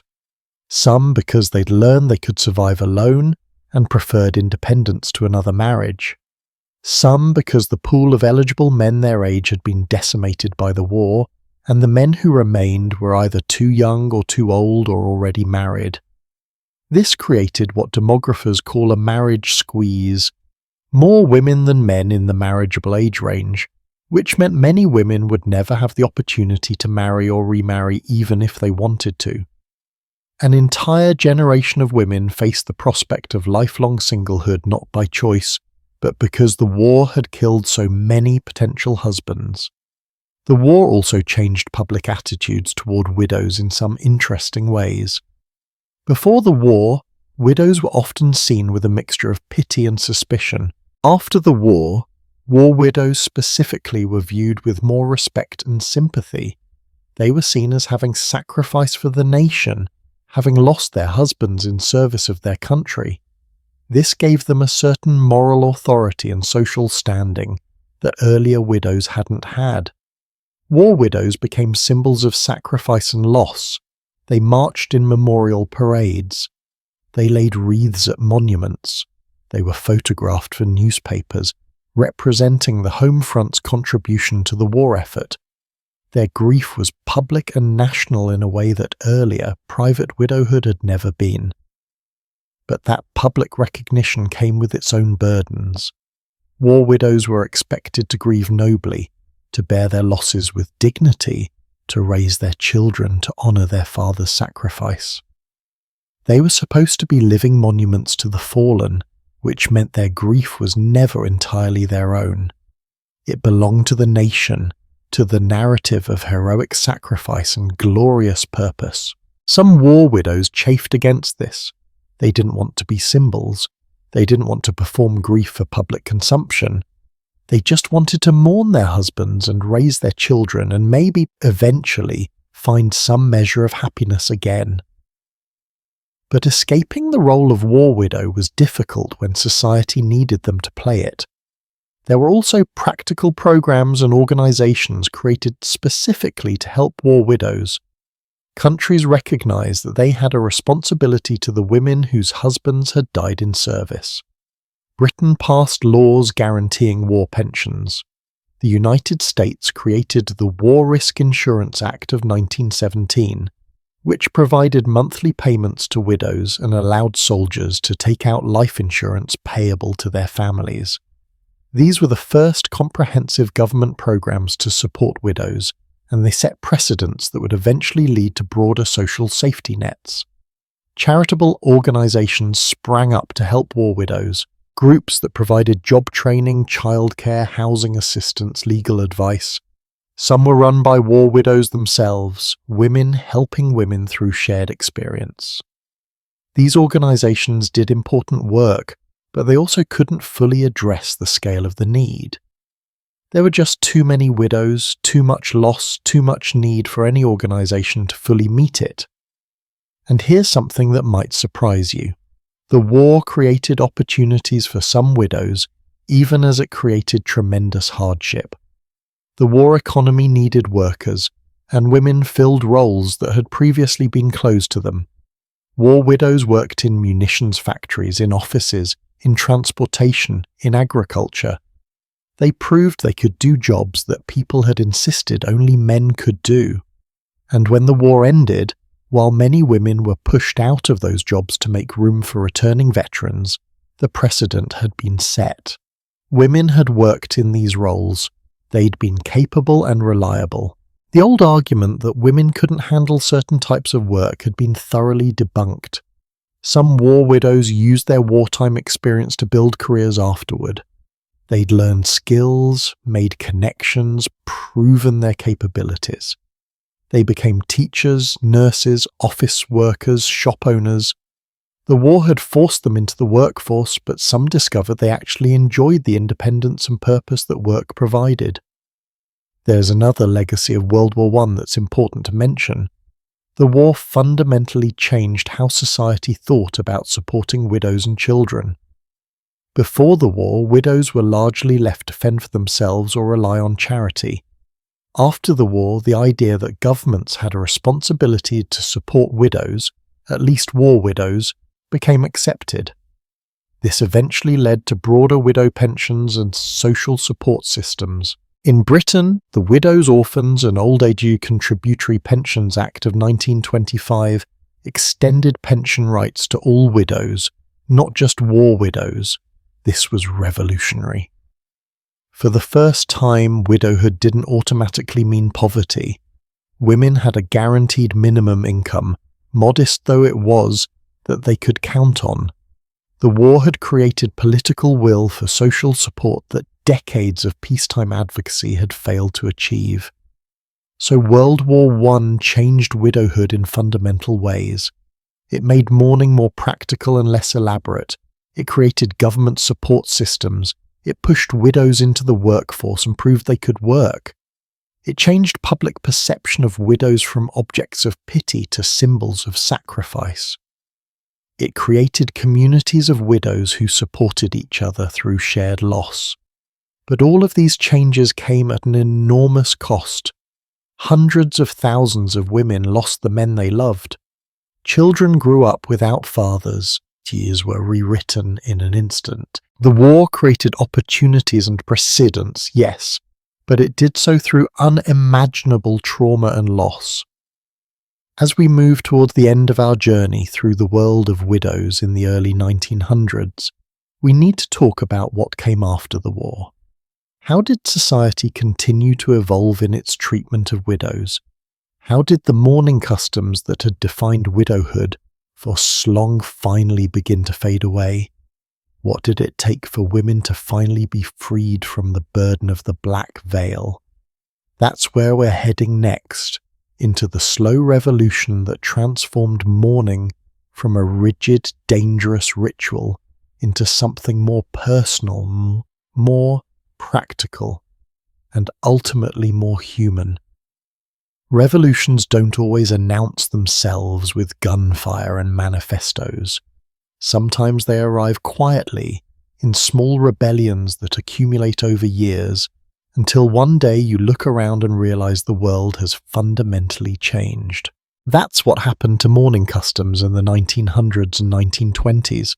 The elaborate, poisonous, restrictive rituals that had governed widows' lives for generations didn't disappear overnight. They faded slowly, almost imperceptibly, as more and more women decided that grief was personal, that loss didn't need to be performed, and that black fabric shouldn't dictate how you healed. The changes started small, almost apologetically. A widow might wear her mourning veil thrown back from her face instead of covering it, claiming it was just for a moment, just because she needed to see clearly to cross a busy street. A fashion magazine might suggest that 6 months of crepe was sufficient rather than a full year, framing it as a modern interpretation rather than a rejection of tradition. A dress reform advocate might write an article about the health dangers of mourning dress, carefully respectful of grief while questioning whether poisoning yourself honoured the dead or just harmed the living. These small acts of rebellion accumulated, and gradually between the early 1900s and the 1920s, mourning transformed from a rigid set of rules into something more flexible, more personal, more humane. Let me show you how this happened, because the details matter. In the early 1900s, before World War I, the strictest Victorian mourning rules were already beginning to loosen, though slowly. Fashion magazines started acknowledging that perhaps, just perhaps, some of the requirements were excessive. An article from 1907 suggested that the full-face veil might be worn for just 6 months, instead of a full year during deep mourning. That doesn't sound revolutionary, but it was. It was the first crack in the wall, the first official acknowledgement that maybe the rules could change. Etiquette books began including phrases like individual preference and personal choice when discussing mourning, though always carefully qualified. You should follow these guidelines, they'd say, unless your personal circumstances or health require modifications. It was a tiny opening, but it was an opening nonetheless. The dress reform movement, which had been fighting for more rational, comfortable, healthy clothing for women since the late 1800s, intensified its criticism of mourning dress. Reformers pointed out quite correctly that making grieving women wear toxic fabrics for years was barbaric. They noted that the expense of proper mourning dress could bankrupt families who were already struggling financially after losing their primary breadwinner. They argued that the psychological effects of being trapped in black for years, constantly reminded of loss by your own clothing, kept women from healing and moving forward. And people started listening. Not everyone, and not immediately, but gradually. Because the arguments made sense. Why should grief require poisoning yourself? Why should honouring the dead mean harming the living? Why should mourning be about expensive costumes rather than genuine feeling? Then came World War I, and as we discussed, the war made elaborate mourning impractical on a massive scale. You couldn't have hundreds of thousands of young women in strict seclusion when their labour was needed. You couldn't expect them to wear blinding veils when they were operating machinery or driving ambulances. Necessity forced change faster than advocacy ever could. But here's what's interesting. After the war ended, society didn't snap back to the old ways. The changes that had been forced by wartime necessity largely stuck. Women had experienced simpler, more practical mourning, and many of them preferred it. They'd discovered that they could honour their dead husbands without suffocating under yards of crepe. They'd learned that grief was internal, not performative. By the early 1920s, the transformation was well underway. Let me describe what mourning looked like in, say, 1923, compared to 1903. so you can see the dramatic shift. In 1903, a widow wore heavy black bombazine or crepe head to toe for a year and a day. She covered her face with a thick veil whenever she left the house. She stayed in near complete seclusion, avoiding all social gatherings and entertainment. She was expected to be visibly, ostentatiously grief-stricken at all times. In 1923, a widow might wear a simple black dress, regular fabric, not the heavy, toxic crepe, for a few months to a year. She might wear a black armband or a modest veil pinned to her hat, but covering her face was now considered old-fashioned and unnecessary by many people. She could attend social functions after a reasonable period, maybe a few months rather than a year. She could work, socialize, participate in public life without being judged as disrespectful to her husband's memory. The shift wasn't universal. Older women, especially those who'd been widowed young and had worn mourning for decades, often continued the old customs because that's what they knew. In rural areas and more conservative communities, the old rules persisted longer. But in cities, among younger widows, among the educated and progressive, mourning was becoming personal rather than prescribed. And then something remarkable happened in 1926 that would change fashion forever and indirectly finish off what remained of strict mourning dress. Coco Chanel introduced the little black dress. Now you might be thinking, what does the fashion trend have to do with mourning? Everything, actually. Because Chanel's little black dress took black fabric, which had been the colour of death and mourning, and made it chic, elegant, fashionable. Suddenly black wasn't just for widows anymore. Black became sophisticated.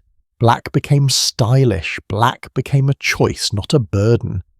This fundamentally changed what it meant to wear black. If everyone was wearing black dresses because they were fashionable, then widows wearing black were no longer visibly marked as grieving. They could blend in. They could wear black because they liked it, not because society demanded it. The colour lost its absolute association with mourning, which meant it also lost some of its power as a social control mechanism. Critics of strict mourning customs had been making similar arguments for years, that wearing black for extended periods had a depressing effect on the wearer. An article from the early 1900s noted that the number of people who found wearing crepe or any outward badge of unhappiness repugnant to their feelings was increasing yearly. The writer argued that calling attention to one's grief through conspicuous mourning dress was actually unwanted by many widows, who preferred to grieve privately. This was a radical idea, that maybe widows should get to choose how they mourned, that maybe external displays of grief should be optional rather than mandatory, that maybe a woman knew better than society did how to honour her late husband. The economic arguments against elaborate mourning were also gaining traction. Mourning dress was expensive.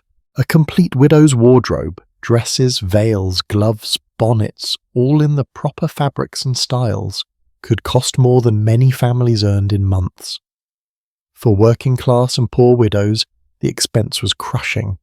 They'd sometimes go into debt to buy proper mourning clothes because not having them would bring social judgment, but the debt would then compound their financial struggles. Reformers pointed out this cruel irony. The women who could least afford elaborate mourning were often the ones most pressured to perform it because they had less social capital to protect them from judgment if they didn't follow the rules exactly. Wealthy widows could bend the rules slightly with less consequence. Poor widows had to follow them perfectly or face harsh criticism. As ready-to-wear clothing became more available and affordable in the 1920s, some of this pressure eased. You could buy a simple black dress off the rack rather than having to commission expensive mourning clothes from a dressmaker. This democratized mourning in a way, making it more accessible, but it also made it easier to opt for simpler, less expensive mourning that still met social expectations.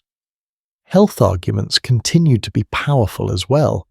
By the 1920s, the dangers of crepe veils were well documented in medical literature. Doctors actively discouraged their patients from wearing them. Articles in women's magazines warned about the risks. The word was out: mourning dress could make you sick, could damage your eyes, could fill your lungs with poison. And more women decided that risking their health wasn't a price they were willing to pay. There were still holdouts, of course. Etiquette mavens who insisted that abandoning proper mourning showed moral decay, that it disrespected the dead, that it was one more sign that modern women had no sense of propriety or tradition. These critics wrote disapproving articles about widows who abandoned mourning too quickly, who returned to colours and normal life without sufficient displays of grief. But their voices were increasingly drowned out by the chorus of women saying, "My grief is mine. I don't need to perform it for you. I can honour my husband's memory without poisoning myself or isolating myself or wearing a costume that marks me as tragic and pitiable. I can mourn in my own way, on my own timeline, according to my own feelings, rather than your rules." This was revolutionary. This was women claiming ownership of their own emotions, their own bodies, their own lives. This was women rejecting centuries of social control dressed up as respect for the dead. Let me tell you about one last funeral that symbolizes this transition. In December 1919, Henry Clay Frick died in New York. He was a wealthy industrialist, a prominent figure. His funeral was a major event, and his widow Adelaide and daughter Helen were described in newspaper accounts as heavily veiled when they arrived for the funeral. This was noted as remarkable because by 1919, the heavy veil was already becoming rare. The fact that Adelaide and Helen chose traditional mourning was newsworthy, a throwback to an earlier era. They were among the last generation to fully embrace Victorian mourning customs. Within a few years, even among the wealthy and socially prominent, such elaborate mourning would be almost unheard of. The 1920s were a decade of tremendous social change. Women had won the right to vote in the United States in 1920 and in Britain in 1918, though British women had to wait until 1928 for full voting equality with men. The flapper era was challenging conventional ideas about feminine behaviour, fashion, and morality. Women were bobbing their hair, raising their hemlines, dancing to jazz, smoking cigarettes, drinking in speakeasies. The old Victorian ideal of the quiet, modest, domestic woman was crumbling. In this context, the idea that widows should hide themselves away in black costumes for years seemed increasingly absurd and outdated. Young widows of the 1920s had different ideas. They'd seen their mothers or older sisters endure strict mourning and thought, "That's not for me." They'd lived through a war that killed millions and thought, "Life is too short to spend years of it trapped in black fabric." They'd experienced more freedom and independence than earlier generations of women and weren't willing to give it up just because their husbands died. So they mourned, genuinely and deeply, but they mourned on their own terms. They wore black for a few months if it felt right, or they didn't. They attended social functions when they felt ready, whether that was weeks or months after their loss. They remarried if they wanted to, or they stayed single if they preferred. They claimed the right to make their own choices about their own lives and grief. And gradually society accepted this. Not happily, not without judgment and criticism, but accepted it nonetheless. Because when enough women reject a rule, the rule stops being enforceable. When enough widows say no thank you to poisonous veils and enforced isolation, those requirements lose their power. By the 1930s, strict Victorian mourning was essentially dead, though some women still chose to wear black for extended periods as a personal choice, rather than a social requirement. The transformation was complete. Widowhood was no longer defined by a costume and a set of behavioural rules. It was simply what it should have been all along, a personal experience of loss and grief, managed by each woman according to her own needs and feelings. This revolution, quiet, gradual, almost invisible, freed widows from one of the most oppressive aspects of their experience.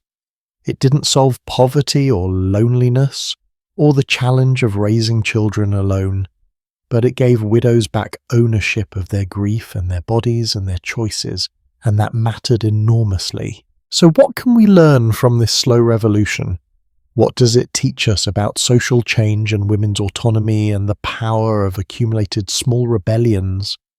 And when we look back at the widows of the early 1900s, knowing what we know now about everything they endured and everything they achieved, what should we remember? What should we honour? What lessons do their stories hold for us today? Those are the questions we need to explore as we bring our journey to a close. We've travelled a long way together tonight, through parlours draped in black fabric and lives shadowed by loss, through legal battles and economic struggles, through poisonous veils and quiet revolutions. We've met widows who were broken by their circumstances and widows who broke their circumstances instead. We've witnessed tragedy and resilience, oppression and liberation, endings and unexpected new beginnings. And now, as our journey draws to a close, I want us to pause and ask, what does all of this mean? What can we learn from these women who wore the black veil more than a century ago? Let me start with the most obvious lesson, the one that's been woven through every part of our story. Resilience is not just about surviving. It's about what you do with survival once you've achieved it. The widows of the early 1900s faced obstacles we can barely imagine. They lost their legal identities when they married and only regained them through the tragedy of widowhood. They wore clothing that literally poisoned them to prove their grief was real. They were isolated from society when they most needed support. They earned half what men earned and were barred from most professions. They watched their children grow up too fast, forced into adulthood by economic necessity. They faced judgment no matter what they did. Stay single and they were pitiable, remarry and they were disrespectful, succeed and they were threatening, struggle, and they were failures. And yet so many of them found ways not just to survive but to thrive. They built businesses and raised children and led political movements and changed laws and supported each other and created lives of meaning and purpose despite everything the system did to stop them. That's not just resilience, that's revolutionary. That's proof that human beings can adapt to almost anything, can find strength in the most unlikely places, can transform tragedy into purpose if given even the smallest opportunity. Here's the second lesson, and it's one we might not want to hear. Systems of oppression are often enforced not through obvious violence, but through social pressure, economic necessity, and the manipulation of grief and loss. Think about the black veil. On the surface, it was about honouring the dead, showing respect, marking grief. Beautiful, right? Respectful, proper. But look deeper and you see the control mechanisms. The veil isolated women. It marked them as tragic and therefore not quite full participants in society. It cost money they often couldn't afford, it harmed their health. It made it harder for them to work, to see clearly, to breathe freely. It kept them in their place. The genius of this kind of oppression is that it doesn't look like oppression. It looks like tradition. It looks like respect. It looks like what good women are supposed to do. So when women questioned it, they weren't just challenging a dress code. They were challenging their entire role in society, their worth, their right to make choices about their own bodies and lives. This pattern repeats throughout history and continues today. Whenever you see rules that apply only to one group, that are enforced through shame and social pressure, that claim to honour or protect but actually restrict and harm, be suspicious. Ask who benefits from these rules. Ask what happens to people who break them. Ask whether the rules serve the people they're supposedly protecting or the system that created them. The third lesson is about the power of accumulated small rebellions. No single widow overthrew the mourning dress system. but thousands of widows making small choices, throwing back a veil to see better, wearing mourning for months instead of years, returning to work and social life before the prescribed time. Those small rebellions accumulated until the system collapsed under the weight of non-compliance. This is how most social change actually happens. Not through dramatic revolutions, though those have their place, but through ordinary people making small brave choices every day until the old rules become unenforceable. The widow who chose independence over remarriage, the widow who ran her late husband's business instead of selling it, the widow who wore practical black instead of poisonous crepe, the widow who said, "My grief is mine and I'll mourn how I choose." Each small act of defiance made the next one easier. To a woman who broke the rules made it safer for the next woman to break them too. Until eventually the rules changed because they had to, because too many people were ignoring them for enforcement to be possible. Now, the fourth lesson is complicated, and it's about the paradox of freedom through loss. This is uncomfortable to think about, but it's important. Some widows experienced their husband's death as liberation. Not because they didn't love their husbands, many did deeply, but because widowhood gave them legal rights and personal autonomy they'd never had as wives. For the first time in their adult lives, these women could own property, make contracts, control money, make decisions without asking permission. They discovered they were capable of things they'd never been allowed to try. They found purpose and meaning in work and activism and independence. Some of them realized they preferred being alone to being married, that they enjoyed making their own choices more than they enjoyed the supposed security of marriage. This doesn't make them bad people or bad wives. It makes them human. It reveals how restrictive marriage was for women under the doctrine of coverture, how much autonomy and agency women lost when they said, "I do." And it suggests that the system was broken, that marriage shouldn't require one partner to legally cease to exist. The fact that some women felt freer as widows than they ever did as wives isn't an indictment of those women. It's an indictment of a social and legal system that gave women no other path to independence and power. Which brings me to the fifth lesson, the importance of solidarity among women. Throughout our story, we've seen widows helping widows, wealthy widows funding organizations to help poor widows, widows forming networks to share resources and support, widows mentoring other widows through legal complexities and business challenges, widows simply sitting with other widows in shared understanding of what loss means.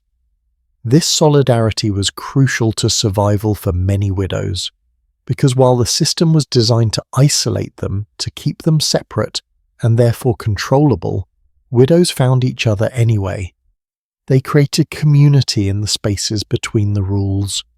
They built support systems that society wouldn't provide. They proved that women supporting women is one of the most powerful forces for survival and change, and this is still true today. Women lifting each other up, sharing knowledge and resources, refusing to accept the idea that we must compete for limited opportunities. This is how we overcome systems designed to keep us down. The widows of the early 1900s knew this. We should remember it. Now, let me address something important. We can honor these women's resilience and strength without romanticizing their suffering. Being forced to endure hardship doesn't make the hardship good or necessary or character building. It's just hardship. The widows who survived poverty and discrimination and poisonous veils and social isolation are admirable for their strength, but they shouldn't have needed that strength. The system shouldn't have been so cruel in the first place. We can say both things at once. These women were remarkably strong, and they shouldn't have had to be. They adapted and persevered, and it's unjust that they needed to. They made the best of terrible circumstances, and those circumstances should never have existed. This is important because even today, we sometimes glorify women's suffering and strength in ways that excuse ongoing injustice. We celebrate single mothers for their resilience while doing nothing to address the wage gap and lack of childcare that makes single motherhood so difficult. We admire women who overcome workplace discrimination while tolerating the discrimination that creates obstacles for them to overcome. We praise women for thriving despite sexism while failing to dismantle sexist systems. The widows of the early 1900s deserve recognition for their strength. But they deserved even more not to need that strength, to live in a society that supported rather than oppressed them. We honour them best not just by celebrating their resilience, but by working to ensure that future generations face fewer obstacles, less discrimination, more support. So what's changed since the early 1900s and what hasn't? Well, the obvious changes are significant. Widows today don't wear poisonous costumes to prove their grief. They don't lose their legal identity or custody of their children if they remarry. They earn closer to equal pay, still not equal, but closer than 11 shillings versus 26 shillings. They have access to professions and opportunities that were completely closed a century ago. They have government support systems, however inadequate, that didn't exist then. They have legal rights to own property and make contracts regardless of marital status. These changes matter. They're the result of decades of advocacy and activism, and accumulated small rebellions by women who refuse to accept the status quo. We should acknowledge and celebrate this progress, but some things haven't changed as much as we might like. Widowhood, particularly young widowhood, is still economically devastating for many women. Single mothers, many of whom are widows, still struggle with poverty at higher rates than two-parent families. Women still earn less than men on average, which means losing a spouse still has more severe economic consequences for women than for men. Grief is still sometimes treated as something that should be performed correctly, though the rules are less rigid than they once were. Social support for grieving people is still inconsistent, still often inadequate. And here's something that might surprise you. Widow poverty remains a significant issue globally. In many parts of the world, widows still face legal discrimination, property rights violations, social ostracism, and economic hardship that would be familiar to widows from the early 1900s. The specific customs may differ, but the underlying patterns of discrimination and disempowerment persist. So the fight isn't over. The work continues. We stand on the shoulders of widows who fought for the rights and freedoms we have today, and we have a responsibility to keep fighting for the widows who still face injustice and hardship. But tonight, as you drift towards sleep, I want you to hold on to the inspiring parts of this story. Remember the widows who turned tragedy into purpose. Remember Maggie Wintringham fighting for equal guardianship. Remember Hattie Caraway becoming the first woman elected to the Senate. Remember Eliza Tinsley building an industrial empire. Remember the countless unnamed widows who raised their children alone, who supported each other, who survived impossible circumstances and sometimes thrived anyway. Remember that resilience is real, that women supporting women is powerful, that small acts of rebellion can accumulate into revolutionary change, that grief doesn't have to break you, though it changes you. That loss can coexist with growth, that mourning can coexist with moving forward, that honouring the past can coexist with embracing the future. Remember that the black veil meant to hide and diminish widows sometimes became their armour. That isolation meant to control them sometimes gave them space to discover their strength. That legal rights, granted only through the tragedy of widowhood, were used by some women to change the world. And remember this, every right we have, every freedom we enjoy, every opportunity we take for granted was won by someone who came before us. Someone who was told no and said yes anyway. Someone who was told to stay silent and spoke up. Someone who was told to stay in their place and stepped out of it instead. The widows of the early 1900s are part of that legacy. They wore the black veil, but they weren't defined by it. They faced loss, but they weren't defeated by it. They lived in a world designed to limit them, but some of them transcended those limits anyway. Their stories matter because they remind us that human beings are capable of extraordinary resilience, that systems of oppression can be challenged and changed, that tragedy doesn't have to be the end of the story.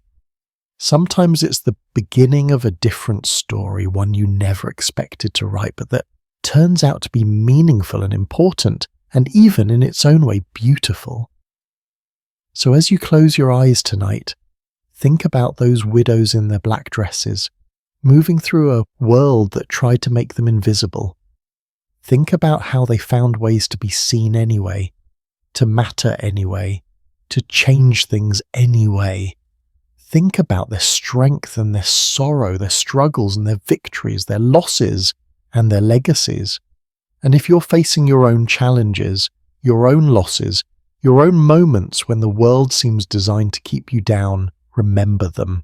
Remember that strength can come from unexpected places, that support can be found in community, that small acts of courage can lead to big changes, that you can honour your grief while still moving forward, that you can be broken by something and still not be defeated by it. The women who wore the black veil would want you to know that.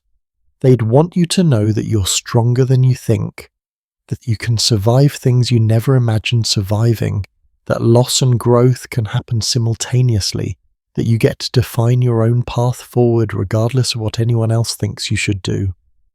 Thank you for taking this journey with me tonight. Thank you for listening to these stories, for honouring these women, for thinking about their lives and struggles and triumphs.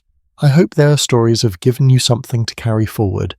Maybe inspiration, maybe perspective, maybe just a deeper appreciation for how much has changed and how much work remains. These women in black, these widows from a century ago, they're part of your story too, part of all our stories, because the rights we have, the choices we can make, the freedoms we enjoy, they were built on the foundation laid by women like these.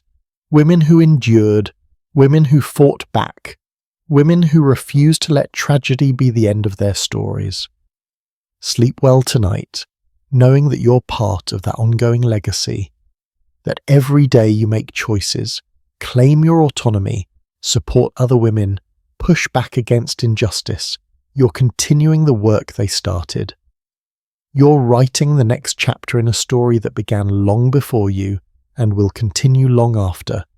And when you wake up tomorrow, I hope you'll carry some of their strength with you, because you never know when you might need it, when you might face your own black veil moment, when you might have to choose between accepting limitations and pushing past them. When that moment comes, remember the widows.